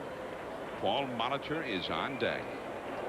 Blue Jays continue to hug the foul line. Sprague at third and Carter at first. We'll spread out infield defense. Quantrill is inside with the fastball. 2-2 the count. You see how the infield defense looks. That's pretty much straight away every place there except Carter, of course, hugging the line, and so is Sprague over on the third base side. There's Carlos Garcia playing up the middle a little bit. And that one is through. Base hit. So Brady gets aboard in front of Molitor.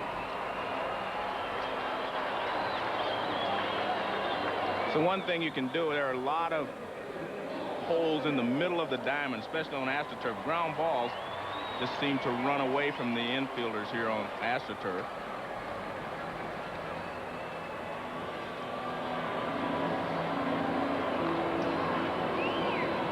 Paul Molitor, and he has never hit that well against Quantrill. Molitor, the one-time Blue Jay. Of course, he was there and helped the Jays to their second World Series, 1993. Drove in 111 runs that year. And speaking of that, last year he had 9 home runs for the Twins and drove in 113 runs with just 9 homers. A .341 batting average. It's only been done a few times where they hit less than 10 home runs and drive in 100 runs. Tommy Hurd did it for the Cardinals back in the 80s. And when he did it, everybody was going to the record book to find out the last time it had been a few decades, I think, since it had been done prior to that. There is Tom Kelly wondering if his veteran superstar is going to get it going here soon. That's into the alleyway in right center field. Brady to second, heading for third. Nixon up with the ball. He'll hold Molitor to a single, and Brady's going to stop at third.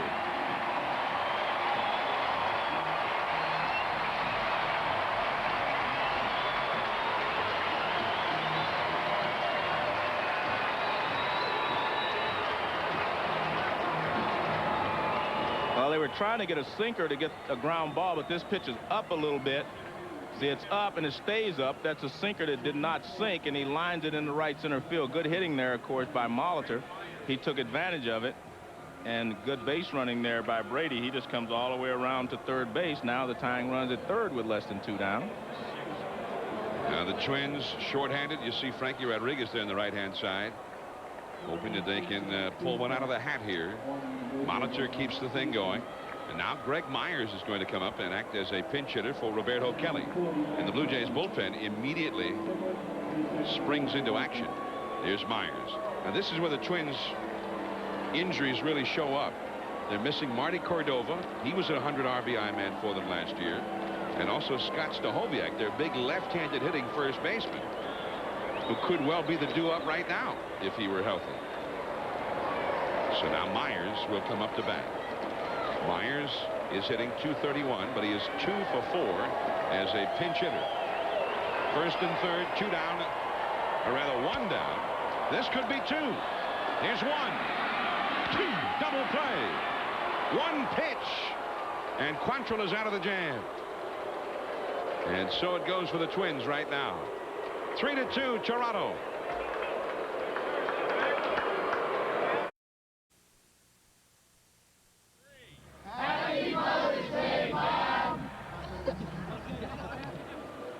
And there's the crew of ESPN Sunday Night Baseball gathered together. Yeah, it's more than just Joe and myself and a couple of people.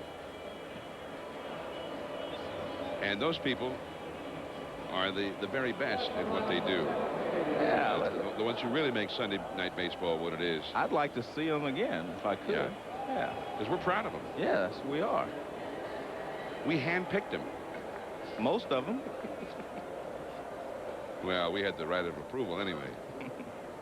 There is Carlos Delgado. You were just looking, by the way, at Denny Hocking, who is now in right field for the Twins after Myers pinch hit for Kelly.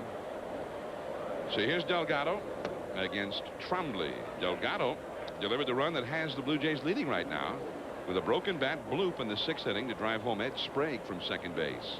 That was the 3rd Blue Jays run, and they are leading 3-2. 9th inning now. 2-0. Both bullpens are busy. Well, just as I say that, I look at the Twins bullpen, and Rick Aguilera, who had been warming up, is no longer. So the Blue Jay bullpen is the one that's going right now. 2-1 now to Delgado. Santiago and Brumfield will follow. 3 runs, 7 hits for the Blue Jays. 2 runs, 7 hits for the Twins. 3-1 now. John, I think this is a very important game, for the Toronto Blue Jays, because if they can get a couple of victories, as they've done here the last couple of days, knowing that they're not hitting, just to go as long as they can winning without the guys hitting. They know that Carter's going to hit. They know that Santiago's going to hit. This one is back out of play. And they know that they are going to score some runs. So all the wins that they get under these circumstances where they're struggling for runs and the pitching is dominating for them just makes them that much tougher when they do start to swing the bats. People, of course, the question they had about the Blue Jays looked like the starting pitching was going to be awfully strong. The question was, would they hit well enough to compete with the likes of the Orioles and the Yankees? So far, the hitting has not been there, but I agree with you. I mean, guys like Carter, Merced, Santiago, they're going to hit. Yeah.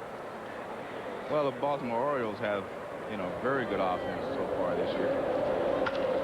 Hit sharply, but picked up nicely by Coomer, and Trombley gets the put out. That brings up Benito Santiago.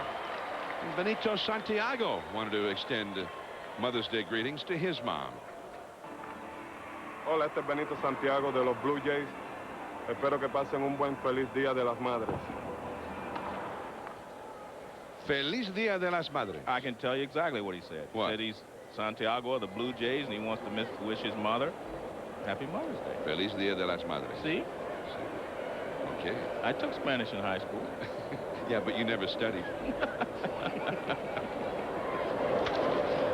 Benito Santiago into left field. And that is out number 2.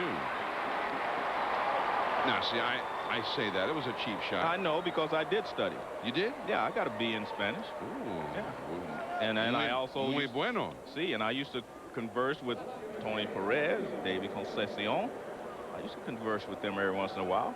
Yeah. Well, give me an example of what you would say to Tony Perez. I'd walk in and say, hola.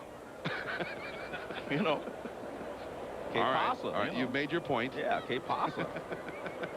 Que pasa, doggy? Yeah. Here is Brumfield, and he takes a strike from Trombley. The Twins, in their half of the 9th inning, will have Matt Lawton, a left-handed hitter, Steinbach, the veteran right-handed swinger, and then Walker, the rookie, who swings lefty. The Blue Jays had Plesac, a left-hander, warming up in their pen for a while, but now Timlin, the right-hander, is warming up out there. Brumfield, and although the 3rd run was driven in by Delgado with that broken bat bloop in the 6th, the key play still seems to be the one that Brumfield made. There's Timlin in the bullpen. Brumfield scored the 2nd run from second base on an infield out. I mean, that's a run that's not supposed to score. Foul tipped, and it is 2-2. And that shows you how the Twins are going, actually, because he wanted to steal 3rd a pitch before, and he didn't get a good jump. And the time that he takes off from 3rd is when they put the ball in play, and he was able to continue around and score. Jacob Brumfield, formerly with the Cincinnati Reds in the National League. Got a piece of it to stay alive there. He's got a little pop in his bat. He can hit some home runs. He can play different positions. He runs well. 2-2 to Brumfield. The Jays, by the way, stay here. There's another ball game between these 2 ball clubs tomorrow night at the Metrodome. And then the Blue Jays will move on to Detroit for 2 games. Oh, look at that. The breaking ball froze him. Strike 3 call. So Trombley with 2 perfect innings to keep it close. Lawton and then that man Steinbach. 3-2 Blue Jays.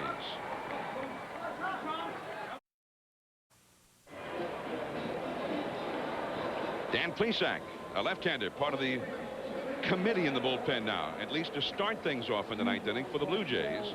Veteran lefty, well-traveled, and he's had success in a lot of places over the years. He's struggled so far. The numbers are not good for Toronto. Speaking of struggling, the Twins have struggled. This is the first run of the game. A wild pitch in the first inning, scoring Alex Gonzalez from third base. Then in the 5th inning with 1 out and 1 on. This might have been a double play, but when it hit Aldred's glove, all hands were safe, putting runners at first and second, and then, of course, later on, Brumfield scored from second on an infield out. So here we go. Matt Lawton, a left-handed hitter, to lead it off. There's only one player still on the Twins bench. It's a right-handed hitter, Greg Colbrun. Managers are reluctant to use their final player if they don't have to. And Lawton has been a good hitter for them against all types of pitching. He hit a double off the wall in right field here tonight. He is 1 for 3 and scored a run. 2-0 the count to Lawton. And that's a foul ball. Well, this is what you mean when you say bullpen by committee, because what's going to happen is if Plesac's able to get Lawton out, you may see Timlin come in to pitch to Terry Steinbach. And they're going to, you know, when you use bullpen by committee, you kind of match your bullpen up against the hitters who are coming up, rather than just have one specific closer pitch to both righties and lefties. And it goes now to 3-1. GK, Tom Kelly. He's seen his Twins over the years make a lot of dramatic comeback rallies in this ballpark. And the walk. Well, that was not the plan. The left-handed Plesac was supposed to go out and get that left-handed hitter. Instead, he has walked him. Lawton is aboard, and immediately Cito Gaston comes out. And now Timlin will get the call with the right-handed batting Steinbach coming up. 1 man on, nobody out, and the Blue Jays in little trouble here in the 9th inning. We'll be back.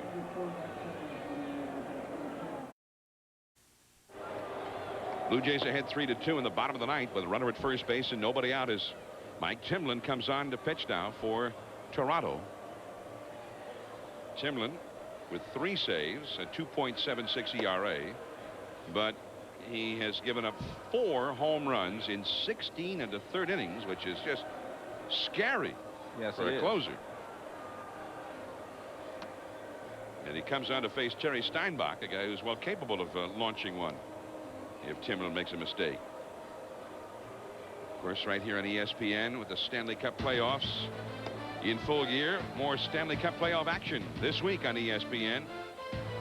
It will be Thursday, Game 1, Detroit and Colorado, 8:30 Eastern on ESPN. Friday, Game 1, the Rangers. Yeah, they came all the way back to beat the New Jersey Devils with Gretzky and Messier.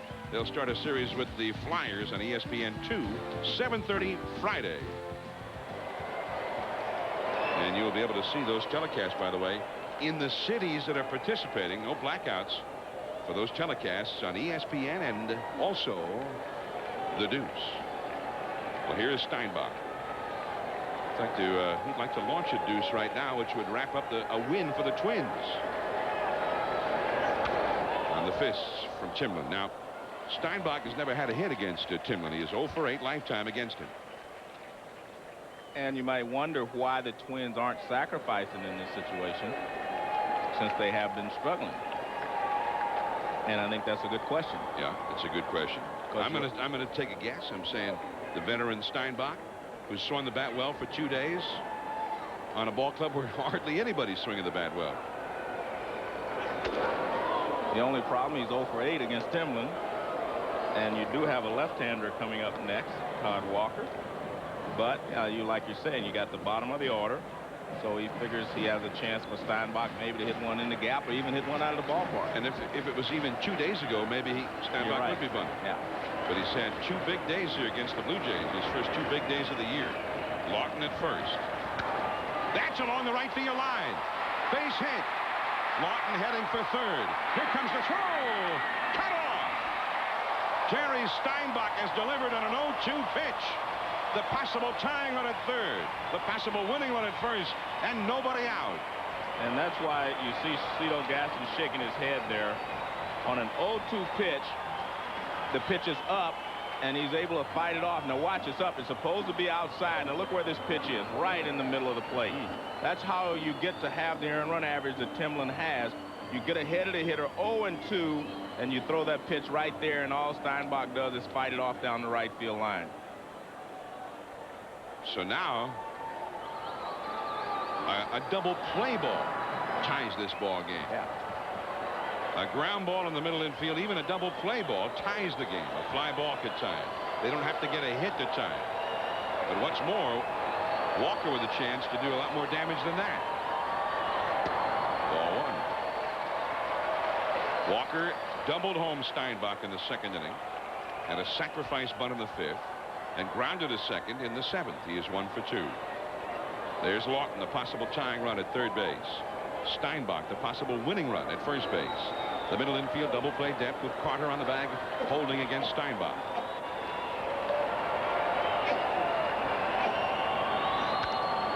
That's a bloop.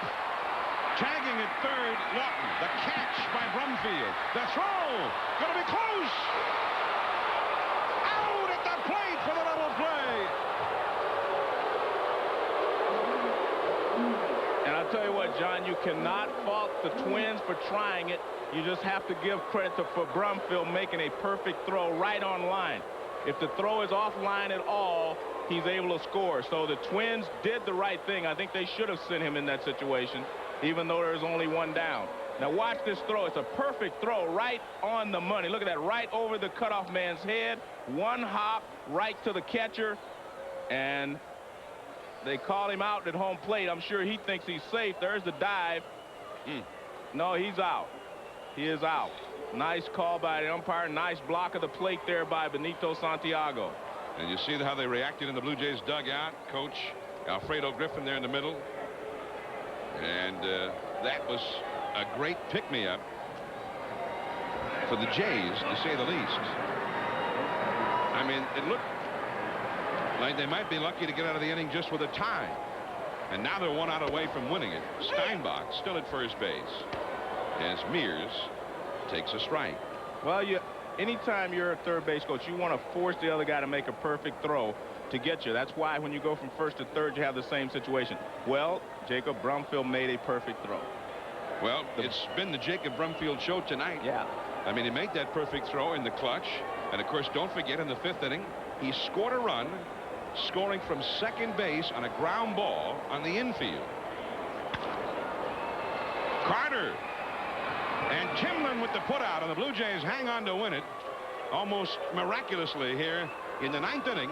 Their 4th consecutive win. They remain 4 games back of Baltimore in the East. Well, the Toronto Blue Jays continue to win without hitting in the clutch. And the longer they can go with doing that, the better off their chances are going to be later on, because they do have some good hitters on this ball club, and the pitching staff is getting a lot of seasoning right now. And the Jays get out of a first and third 1-out jam in the 8th inning. First and third nobody out jam in the 9th inning, and the Twins are unable to score either time. And another 1-run victory for the Jays, their 19th 1-run game. They've won 11 of them. Next Sunday night, 8 Eastern, 5 Pacific, will be at Turner Field in Atlanta. Ron Gant and Ray Langford, the St. Louis Cardinals, take on Fred McGriff, Chipper Jones, Kenny Lofton, and the National League champion Atlanta Braves. We hope that you will join us then. So it turned into a thriller here tonight. The Jays, with their 4th win in a row, they've won 8 of their last 9 ball games. Now this is John Miller for Joe Morgan saying good night to you from Minnesota. This has been an ESPN production, the worldwide leader in sports.